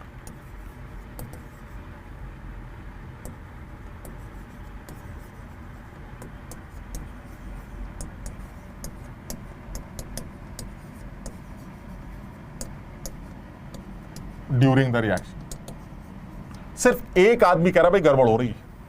अब अगर एक ने भी कह दिया कि गड़बड़ हो रही है, तो ये तो क्लियर हो गया कि उस सॉल्ट का n factor cationic anionic charge से तो नहीं निकलेगा। ये क्लियर मानते हो बात को? क्योंकि अगर कुछ गड़बड़ नहीं होती तो कैटायनिक एनायनिक चार्ज से निकाल लेते, लेकिन अगर एक ने भी गड़बड़ कर दी तो एन फैक्टर निकालने का तरीका बदल जाएगा। तो मैं अब एन फैक्टर कैसे निकालूंगा? अब इस तरह के सॉल्ट जिनमें कोई एक आदमी गड़बड़ करता है, ऐसे सॉल्ट्स का जो एन फैक्टर होता है,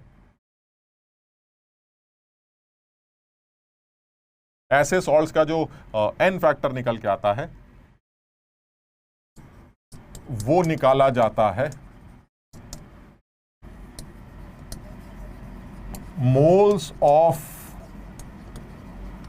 इलेक्ट्रॉन्स ट्रांसफर्ड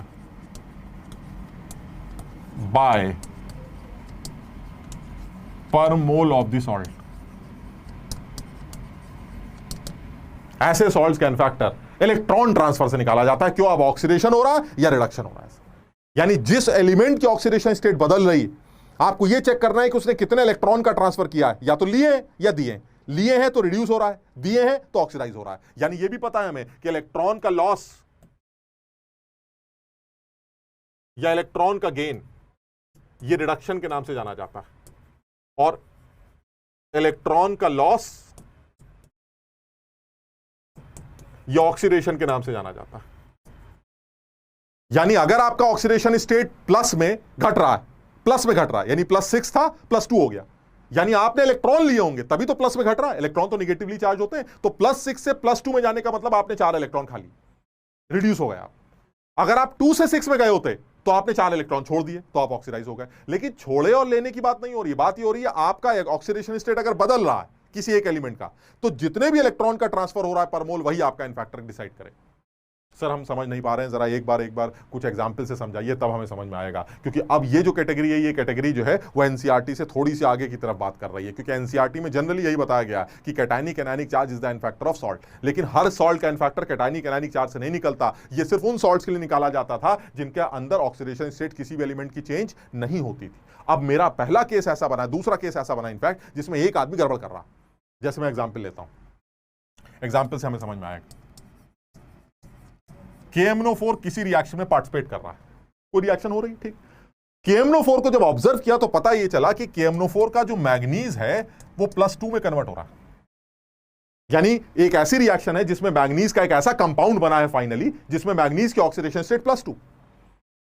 तो मैंने कहा भाई ये क्या हो रहा है, KMnO4 अगर किसी रिएक्शन में इन्वॉल्व है और वो मैग्नीज +2 में कन्वर्ट हो गया तो फिर क्या हो रहा है, इसमें गड़बड़ क्या, गड़बड़ ये कि इसमें मैग्नीज की ऑक्सीडेशन स्टेट चेंज हो रही है। ये मेरी फर्स्ट कैटेगरी का सॉल्ट नहीं है सर, क्यों चेंज हो रही है जरा चेक कर लेते हैं। आप पहले केस में देखिए, जो मैग्नीज की ऑक्सीडेशन स्टेट आ रही, यहां पर +7 आ रही, सब लोग समझ पा रहे हैं +7 कैसे आ रही है, 1 + x - 8 = 0, x = +7, और यहां पर जो मैग्नीज है वो +2 है, यानी +7 यहां है +2 वहां है, मैग्नीज की ऑक्सीडेशन स्टेट बदल रही है सर। ये हमारी पहली कैटेगरी को बिलोंग नहीं करता। यहां एक आदमी गड़बड़ कर रहा है, और एक आदमी अगर गड़बड़ करता है तो इसकी ऑक्सीडेशन स्टेट इलेक्ट्रॉन ट्रांसफर से निकाली जाती है। अब बताइए कितने ट्रांसफर हो रहे हैं सर, यहां +7 है, यहां +2 है, तो यहां ट्रांसफर निकाल लेंगे, इन फैक्टर आ जाएगा। अब देखो मैं यहां पर पहली बार कुछ सिखाने जा रहा हूं, इसमें शर्म की कोई बात नहीं है, जैसे मैं बोलूंगा वैसे ही तुम भी बोलना। कैसे, +7 से +2, 5 का चेंज एक मैग्नीज की वजह से। अब तुमको कहो सर एक ही तो है, ना ना ना ऐसे मत देखो,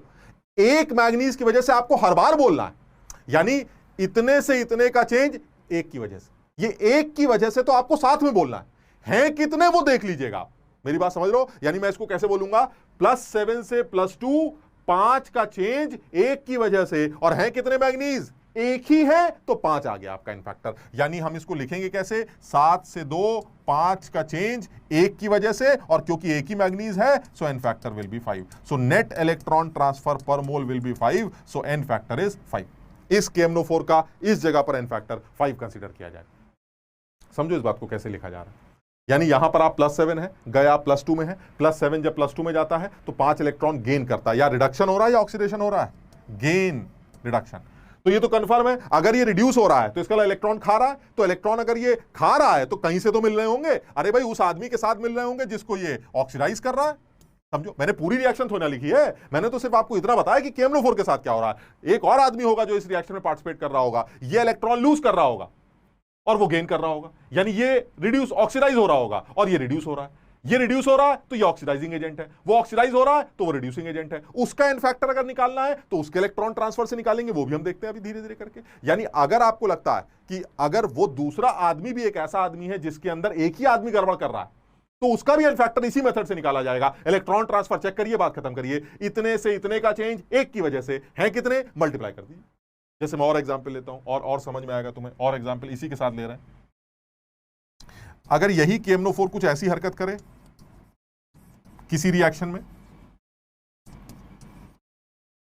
अब बताइए इसका एन फैक्टर। यहां मैग्नीज +6 में कन्वर्ट हो रहा है। अरे सर इसमें क्या है, मैग्नीज अगर यहां पर आप बात करें तो +7 में, और यहां +6 में। कैसे बोलेंगे, 7 से 6, एक का चेंज एक की वजह से, और है कितने मैग्नीज, एक, so multiplied by 1, so n factor is 1।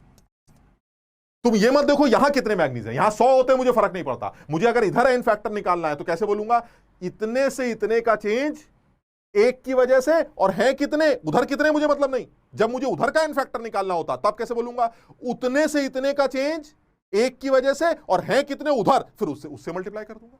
यानी जब मुझे इस कंपाउंड का एन फैक्टर निकालना है तो यहां पर उस एलिमेंट का चेंज देखकर उस एलिमेंट के नंबर से मल्टीप्लाई कर दीजिए। वहां पर उस एलिमेंट के कितने नंबर है मुझे मतलब नहीं। समझ में आ रहा है। दूसरा और एक एग्जाम्पल लेते हैं।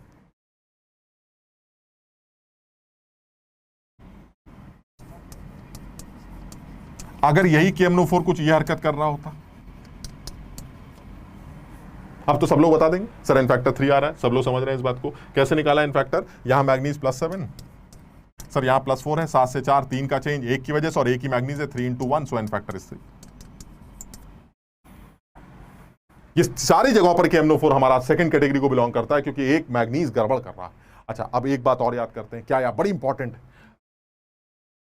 हमारे इस चैप्टर के कैलकुलेशंस में, अगर ये हरकत हो रही है तो ये हमें पता है ये ऐसा KMnO4 एसिडिक मीडियम में करता है, और ऐसा KMnO4 बेसिक मीडियम में करता है, और ऐसा KMnO4 न्यूट्रल मीडियम में करता है। आपको ये बात ध्यान रखनी है। यानी बेसिक मीडियम में KMnO4 का एन फैक्टर 1, एसिडिक मीडियम में KMnO4 का एन फैक्टर हमेशा 5 होगा, क्योंकि एसिडिक मीडियम में KMnO4 हमेशा +2 में ही कन्वर्ट होगा। बेसिक मीडियम में KMnO4 +6 में जाता है, इसलिए उसका एन फैक्टर 1। मैंने जेई में आए हुए कई सवाल देखे हैं जिसमें वो ये बताता ही नहीं है कि KMnO4 का क्या हुआ, वो सिर्फ इतना लिख देता है KMnO4 रिएक्ट कर रहा है एसिडिक मीडियम में, बात खत्म। तो जैसे उसने एसिडिक मीडियम बोला मैं समझ गया कि भाई साहब इसका एन फैक्टर तो 5 होगा। जो भी उसको यूज करना होगा, कैसे यूज करना है वो हम देखेंगे, लेकिन हमें उसका n factor indirectly acidic medium को देखते ही पता चल जाएगा। मेरी ये बात याद रखना, तुम लोग समझ रहे हो बात को। तो KMnO4 का एसिडिक मीडियम में एन फैक्टर 5 कंसीडर किया जाता है, बेसिक मीडियम में एन फैक्टर 1 और न्यूट्रल मीडियम में इसका एन फैक्टर 3 कंसीडर करते हैं। और एग्जाम्पल लेते हैं जरा, इसी केस के और एग्जाम्पल बनाते हैं जरा।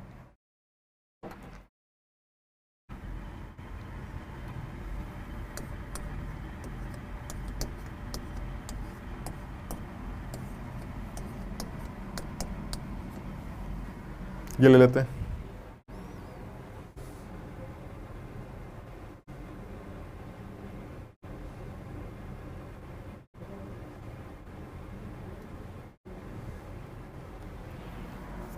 K2Cr2O7 जो है वो Cr+3 में कन्वर्ट हो रहा है। क्या करें? अगर K2Cr2O7 Cr+3 में कन्वर्ट हो रहा है तो सर अब तो ये देखना पड़ेगा कि भाई ये किस कैटेगरी को बिलोंग कर रहा है, कुछ गड़बड़ तो नहीं हो रही है। तो अब पहले गड़बड़ चेक कर लेते हैं। आप ध्यान से देखिए, गड़बड़ दिखाई दे रही है कैसे। आप क्रोमियम के ऑक्सीडेशन स्टेट निकालिए, +6 आई। अभी मैंने DPP वाले सवाल में भी कल दिया था और अभी भी आज भी करके दिखाया तुम्हें। 2 पोटेशियम हमेशा 2 होगा, 2 + 2x - 14 = 0, x = +6। और उधर क्रोमियम +3 पे दे रखा है, देखिए। इसका मतलब ये हुआ यहां क्रोमियम 6 वहां 3 है, सर ये तो गड़बड़ हो रही। जब एक आदमी गड़बड़ करेगा तो एन फैक्टर इलेक्ट्रॉन ट्रांसफर से निकल के आएगा। कैसे निकल के आएगा? 6 से 3। अब देखना जरा, गलती मत करना, जैसे बोला वैसे याद करना। 6 से 3, 3 का चेंज 1 की वजह से, ये बोलना है साथ में। ये चीज लाइन साथ कुछ देख के नहीं बोलना है, ये ऐसे ही बोलना है साथ में। 6 से 3, 3 का चेंज 1 की वजह से। है कितने क्रोमियम? सर 2 है, तो मल्टीप्लाई करके एन फैक्टर आएगा। यानी समझ लो, 6 से 3, 3 का चेंज 1 की वजह से, और है 2 chromium, so it will be 3 × 2, so n factor will be 6। यानी K2Cr2O7 का एन फैक्टर 6 होगा। और कहा यही जाता है कि जनरली K2Cr2O7 एसिडिक मीडियम में ही रिएक्ट करता है और एसिडिक मीडियम में उसका एन फैक्टर 6 कंसीडर किया जाता है। इस बात को तुम हमेशा याद रखना, लेकिन जब इसकी जरूरत पड़ेगी तुम देखना, तुम इस चीज को भूल चुके होगे, हम तुम्हें याद दिलाएंगे। लेकिन तुम इस बात को जरूर याद रखना कि सर ने ये कहा तो था कि तुम भूल चुके होगे। कम से कम ये तो याद रहेगा ना कि हम, तुम्हें भले ही मेन बात याद ना रहे, लेकिन इस बात को याद रखना, हाँ सर आपने ये तो कहा था कि हम भूल जाएंगे, है ना। तो तुम इस बात को ध्यान रखना कि K2Cr2O7 जनरली एसिडिक मीडियम में ऑक्सीडाइजिंग एजेंट की तरह बिहेव करता है और उसका एन फैक्टर उस एसिडिक मीडियम में जनरली 6 कंसीडर किया जाता है। क्लियर है यहां तक? और एग्जांपल लेते हैं जरा, और दिमाग लगा लेते हैं फटाफट।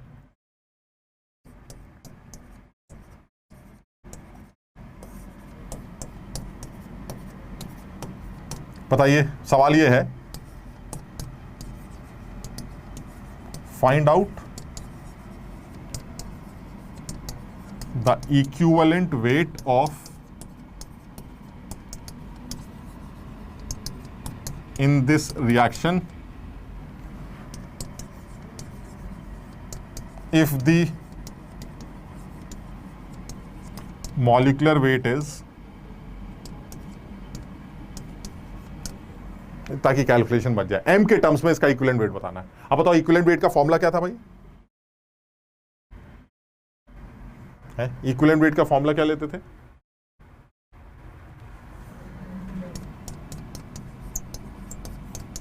Is equal to molecular weight upon n factor. तो सिर्फ एक ही काम तो करना है, AS2S3 का एन फैक्टर बताना। अब तुम देखो यार यहां हो क्या रहा है, ये S5 है। सर ये फिर बड़ा गड़बड़ हो रहा है। गड़बड़ ये हो रहा है कि सर मुझे ये नहीं समझ में आ रहा है कि ऑक्सीडेशन स्टेट कैसे निकालूं और किसकी निकालूं। याद करो जरा, अकेला सल्फर सल्फाइड होता है, इसका मतलब ये सल्फर अकेला सल्फर, ये सल्फर अकेला सल्फर, तो इन दोनों जगहों पर सल्फर तो -2 है। The oxidation state of sulphur is -2।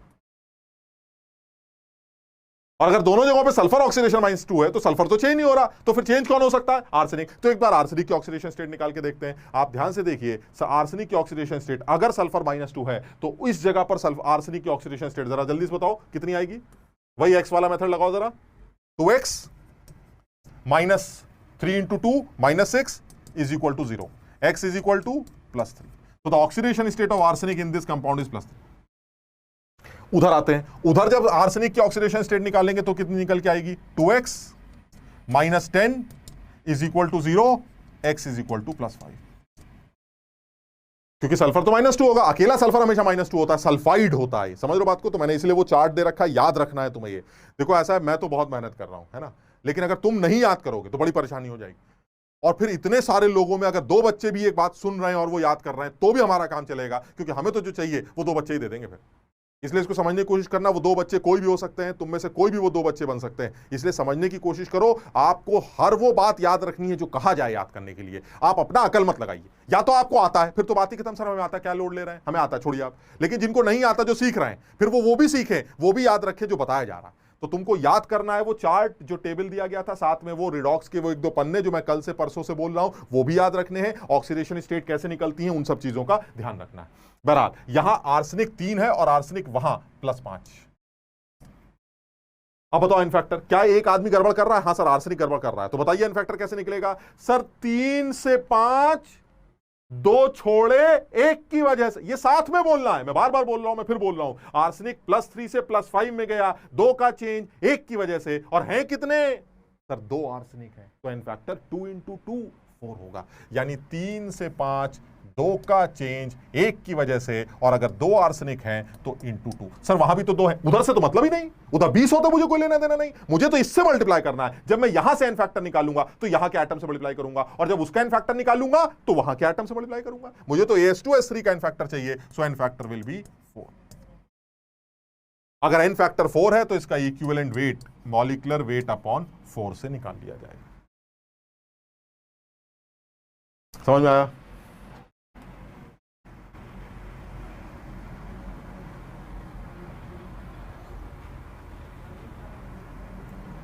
और एग्जाम्पल लेते हैं।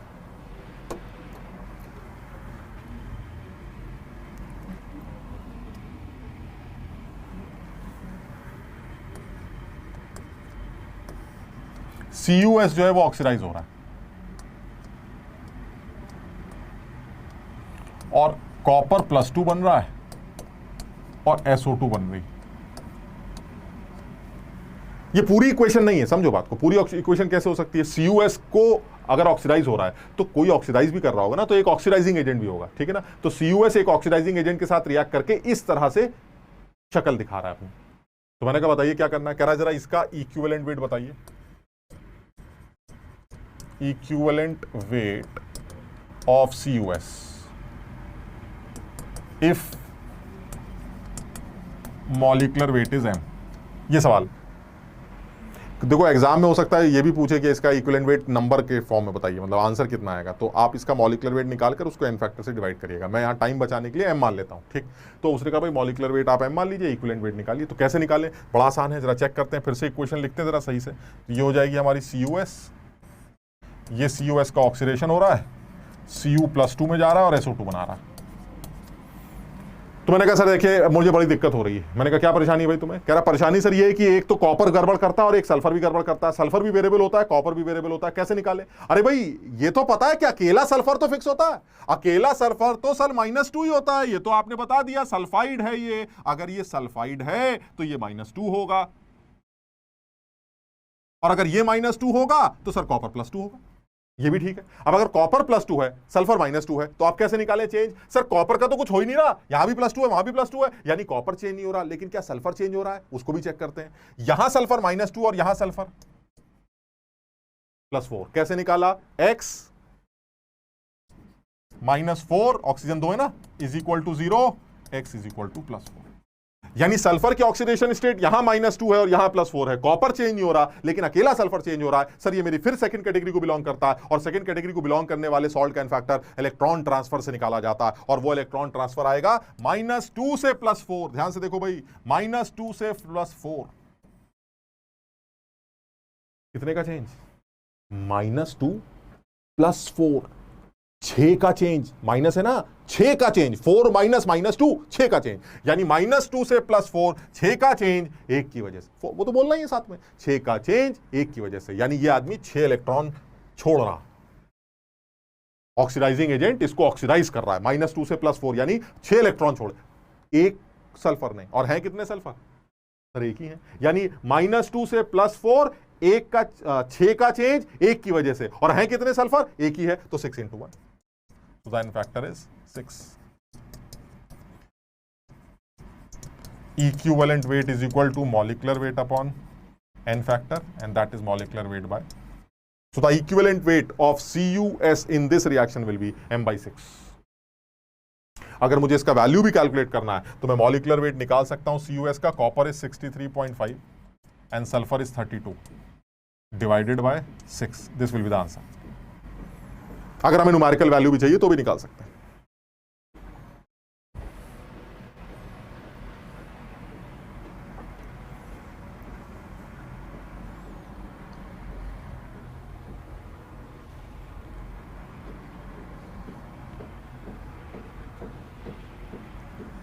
यानी मैं अभी सेकंड कैटेगरी में क्या डिस्कस कर रहा हूं, सेकंड कैटेगरी का सॉल्ट एक ऐसा सॉल्ट होता है जिसमें एक एलिमेंट, देखो ये कैटेगरी वेटेगरी हमारी तुम्हारी आपस की बात होती है, ये कोई IUPAC ने नहीं दे रखा है कि सर ये सेकंड कैटेगरी यही होती, पूरी दुनिया जानती ना ना, ये मेरी तुम्हारी आपस की बात है. मैंने बांटी है इनकी कैटेगरीज. मैंने सवालों को या तुम्हें सिखाने के लिए, चीजें आसान करने के लिए मैंने सबसे पहले यह सीखना शुरू किया कि सॉल्ट्स के एन-फैक्टर निकालने का तरीका क्या है. तो मैंने सबसे पहले सोचा कि दुनिया भर के मेथड्स यूज होते हैं, दुनिया भर के तरीके लगाने पड़ते हैं, तो आप सबसे पहले सॉल्ट्स को कैटेगराइज कर लीजिए. एक ऐसा सॉल्ट जिसमें कोई लफड़ा नहीं, cationic anionic charge.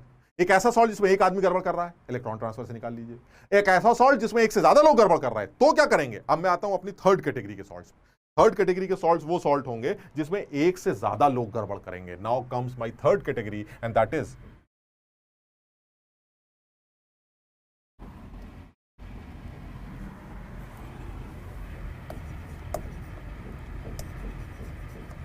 when there is a change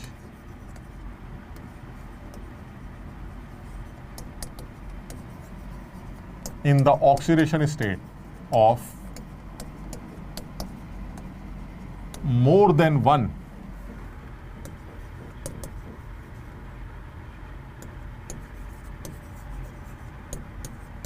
of the salt.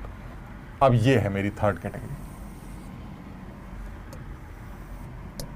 लेकिन सर इसमें तो कई केसेस बन सकते हैं, सब कैटेगरीज बन सकती हैं. क्या एक से ज्यादा लोग अगर ऑक्सीडेशन स्टेट चेंज कर रहे हैं, तो पहला केस तो ये बन सकता है कि एक से ज्यादा लोग ऑक्सीडाइज हो रहे हैं, इलेक्ट्रॉन लूज कर रहे हैं. दूसरा केस बन सकता है सर एक से ज्यादा लोग इलेक्ट्रॉन गेन कर रहे हैं, रिड्यूस हो रहे हैं.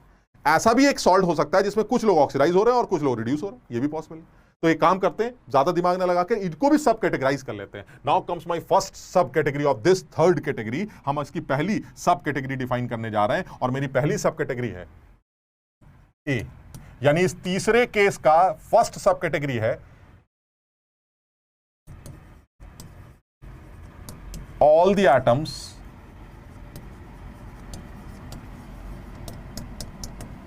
आर गेटिंग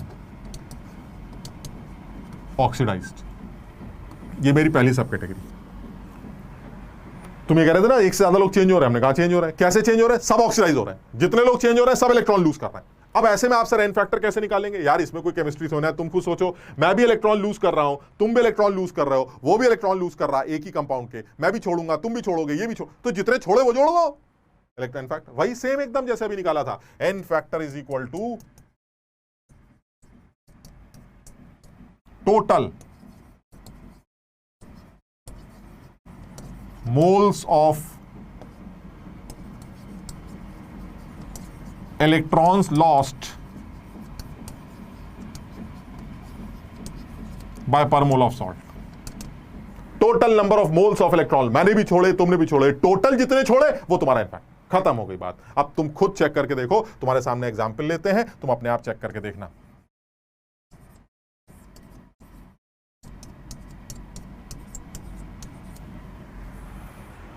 चेक करते हैं. सर इसी तरह का एग्जाम्पल अभी आपने लिया था, लेकिन तब सिर्फ सल्फर बदल रहा था. आज देखिए कॉपर भी बदल रहा है. चेक करो जरा. सर ये कैसे पता चलेगा, कॉपर की कैसे निकालेंगे. अरे यार कितनी बार बताएं, वही अपना आदमी सल्फर है, अकेला है, सल्फाइड होगा, तो दिस विल बी -2. अब तुम देखो जरा, अगर सल्फर -2 है तो 2 कॉपर है, तो आप कैसे निकालेंगे कॉपर की oxidation state. 2x -2 is equal to 0, x is equal to +1.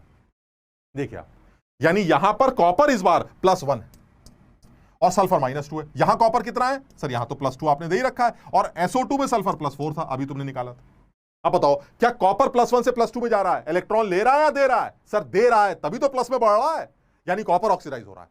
Sulphur -2 से +4 में जा रहा है, क्या ले रहा है या दे रहा है. सर दे रहा है, तभी तो प्लस में बढ़ रहा है. इसका मतलब ये हुआ सर कॉपर भी ऑक्सीडाइज हो रहा है, सल्फर भी ऑक्सीडाइज हो रहा है, कॉपर भी इलेक्ट्रॉन लूज करेगा, सल्फर भी इलेक्ट्रॉन लूज करेगा. टोटल इलेक्ट्रॉन लॉस निकालिए, आपका इनफैक्टर तैयार होगा. And total electron losses, copper +1 से गया +2 में, एक का चेंज, एक की वजह से. और है कितने कॉपर, 2 कॉपर.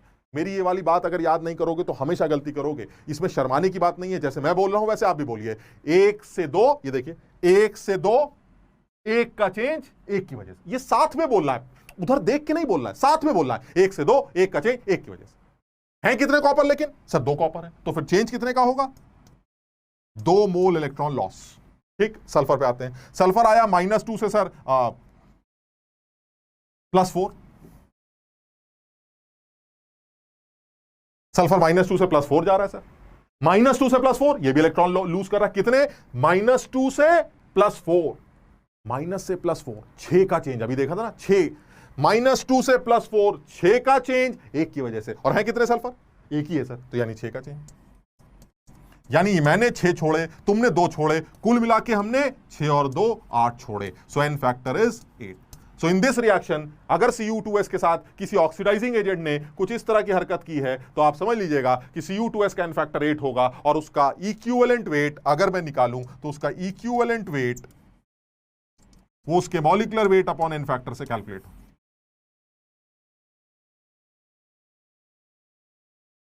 सब लोग समझे भाई?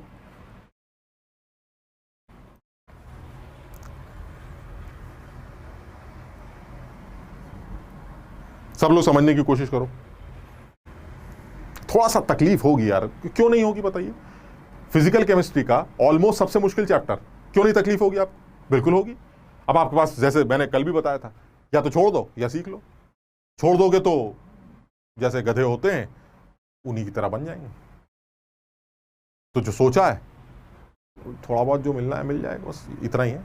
लेकिन अगर सीख गए तो उन सारे गधों के ऊपर बैठ सकते हो, क्योंकि बहुत सारे गधों को तकलीफ होती है। मैंने कल भी बताया, फिर बता रहा हूं, तकलीफ हुई का मतलब हुआ यही है, यही सीखना है बस। जिन लोगों ने अपने अंदर ये एटीट्यूड बना लिया कि भाई सीखेंगे, मतलब सीखना तो ऑब्वियसली हमने कल भी बात की थी कि आसान सवाल तो गलत करना ही नहीं, इसका मतलब वो तो सीखना ही है।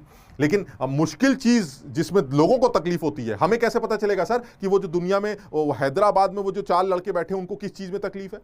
सर वो पुणे में बैठे हैं, सर वो बॉम्बे में बैठे हैं, सर वो कोटा में बैठे हैं, हमें कैसे पता चलेगा उनको किस चीज में तकलीफ होती है? हम उनसे मिलते थोड़ी ना है। अरे भाई, जिस चीज में तुम्हें तकलीफ होती है उसमें उसको भी होती है। तुम भी तो इंसान ही हो, वो भी इंसान है। हमें भी तकलीफ हो रही है तो उसको भी तकलीफ हो रही होगी। बस जैसे ही पता चला भाई मुझे तकलीफ हो रही है तो एकदम से क्या याद आएगा? अरे उसको भी हो रही होगी। अब तुम्हारे पास 2 रास्ते हैं, उसको भी हो रही है, मुझे भी हो रही है, छोड़ो साला, देखा जाएगा। दूसरा रास्ता, अगर उसको हो रही है तो अगर मैंने माथा फोड़ के सीख लिया तो मैं उसके ऊपर निकल जाऊंगा। बस यही एटीट्यूड बनाओगे तो तुम देखोगे धीरे धीरे धीरे धीरे छनते छनते छनते छनते मस्त एकदम सड़क सबसे ऊपर। तो इसको थोड़ा सा इस एटीट्यूड को भी अपने अंदर डालना है, समझ रहे हो ना? तो इसमें अब जैसे यहां पर भी अगर आपको लगता है सर थोड़ा सा मुश्किल है तो बार बार पढ़ेंगे यार, बार बार पढ़ो, बार बार पढ़ो, बार बार पढ़ो, रात भर पढ़ो, सीखो। आज सीखा भूल गए, फिर कल सीखा फिर भूल गए, फिर परसों सीखा। अगर आपको लगता है सर 4 बार सीखा, 5वीं बार सीखो। सर फिर भी नहीं आया, 6ठी बार सीखो।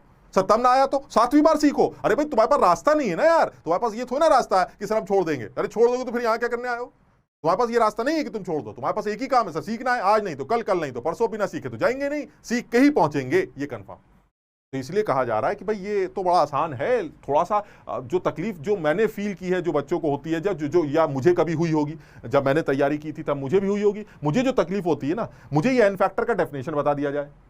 डेफिनेशन तो मैंने लिखा ही नहीं यार, डेफिनेशन तो यहां पे लिख दो, ये है। ये एन फैक्टर का तरीका बता दिया जाए कि भाई ये एन फैक्टर निकाला कैसे जाता है, और फिर मुझे ये पता चल जाए कि इलेक्ट्रॉन्स ट्रांसफर कैसे निकलते हैं। उसके लिए मुझे ऑक्सीडेशन स्टेट आनी चाहिए। वो ऑक्सीडेशन स्टेट अगर मैंने निकालनी सीख ली, और वो 3 दिन से बोल रहा हूं मैं तुमको, वो एनसीईआरटी के रूल्स पढ़ने एक पन्ने के अंदर लिखे हैं, साथ ही साथ वो जो चार्ज है उनको याद करना है, फिर छोटे छोटे सवाल लगाओगे, अपने आप ही यहां प्रैक्टिस ही तो हो रही है ऑक्सीडेशन स्टेट निकालने की। सब प्रैक्टिस करके अपना चेंज, बस यही तो पता करना है, ऑक्सीडेशन स्टेट चेंज निकालकर एन फैक्टर कैसे निकाला जाता है, ये सीख लेंगे।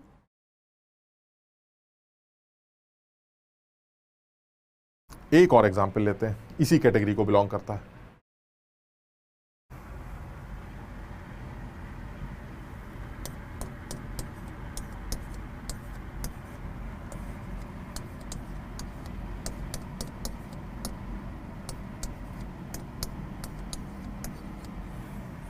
आईआईटी का बहुत, जेई वालों का बहुत फेवरेट सॉल्ट है ये FeC2O4, फेरस ऑक्सलेट। कम से कम 1-2 बार ये सवाल पूछ चुका है फेरस ऑक्सलेट के ऊपर। कह रहा भाई ये बताइए ये हो रहा है फेरस ऑक्सीडेट का इनफैक्टर बताइए। मैंने कहा भाई ये बड़ी मुसीबत है यार।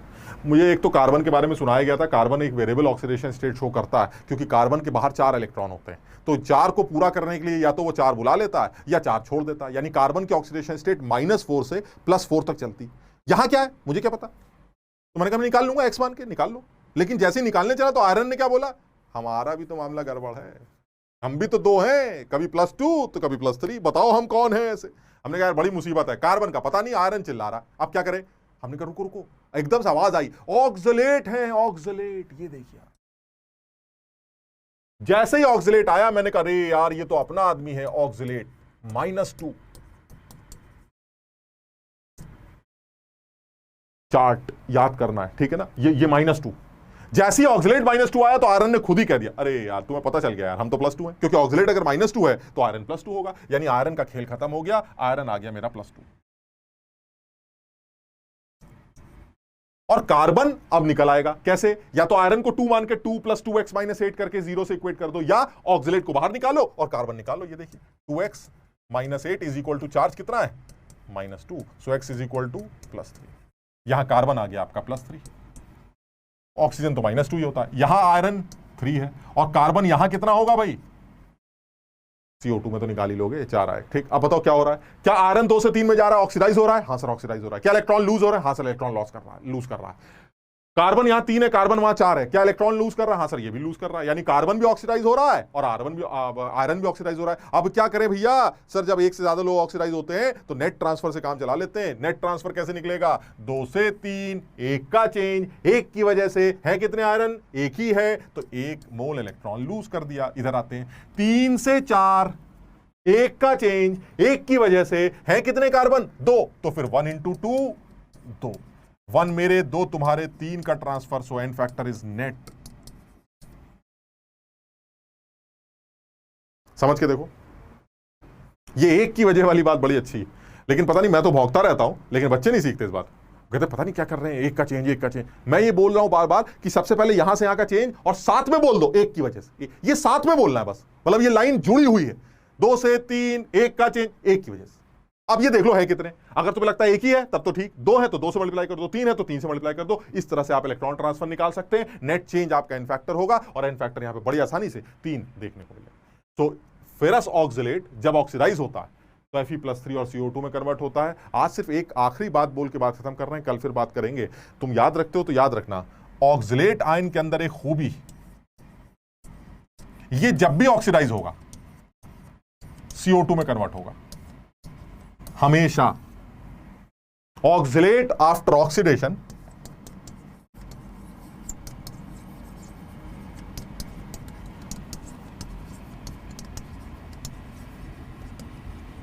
always converted into CO2, always। अब तुम्हें बताएं आईटी वाला किस तरह से जज्बातों के साथ खेलता है।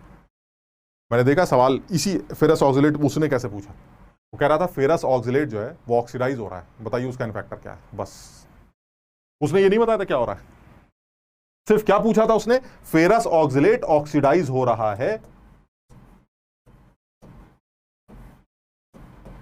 बताइए उसका एन फैक्टर क्या है। जो समझदार बच्चे थे वो जानते थे ऑक्सीडाइज हो रहा है इसका मतलब इलेक्ट्रॉन लूज कर रहा है। तो सब लोग ये जानते हैं कि आयरन यहां +2 है, और मैंने अभी क्या बताया था, अगर आयरन का +2 ऑक्सीडाइज होगा तो वो अपनी मैक्सिमम ऑक्सीडेशन स्टेट में जाएगा, और आयरन की मैक्सिमम ऑक्सीडेशन स्टेट +3।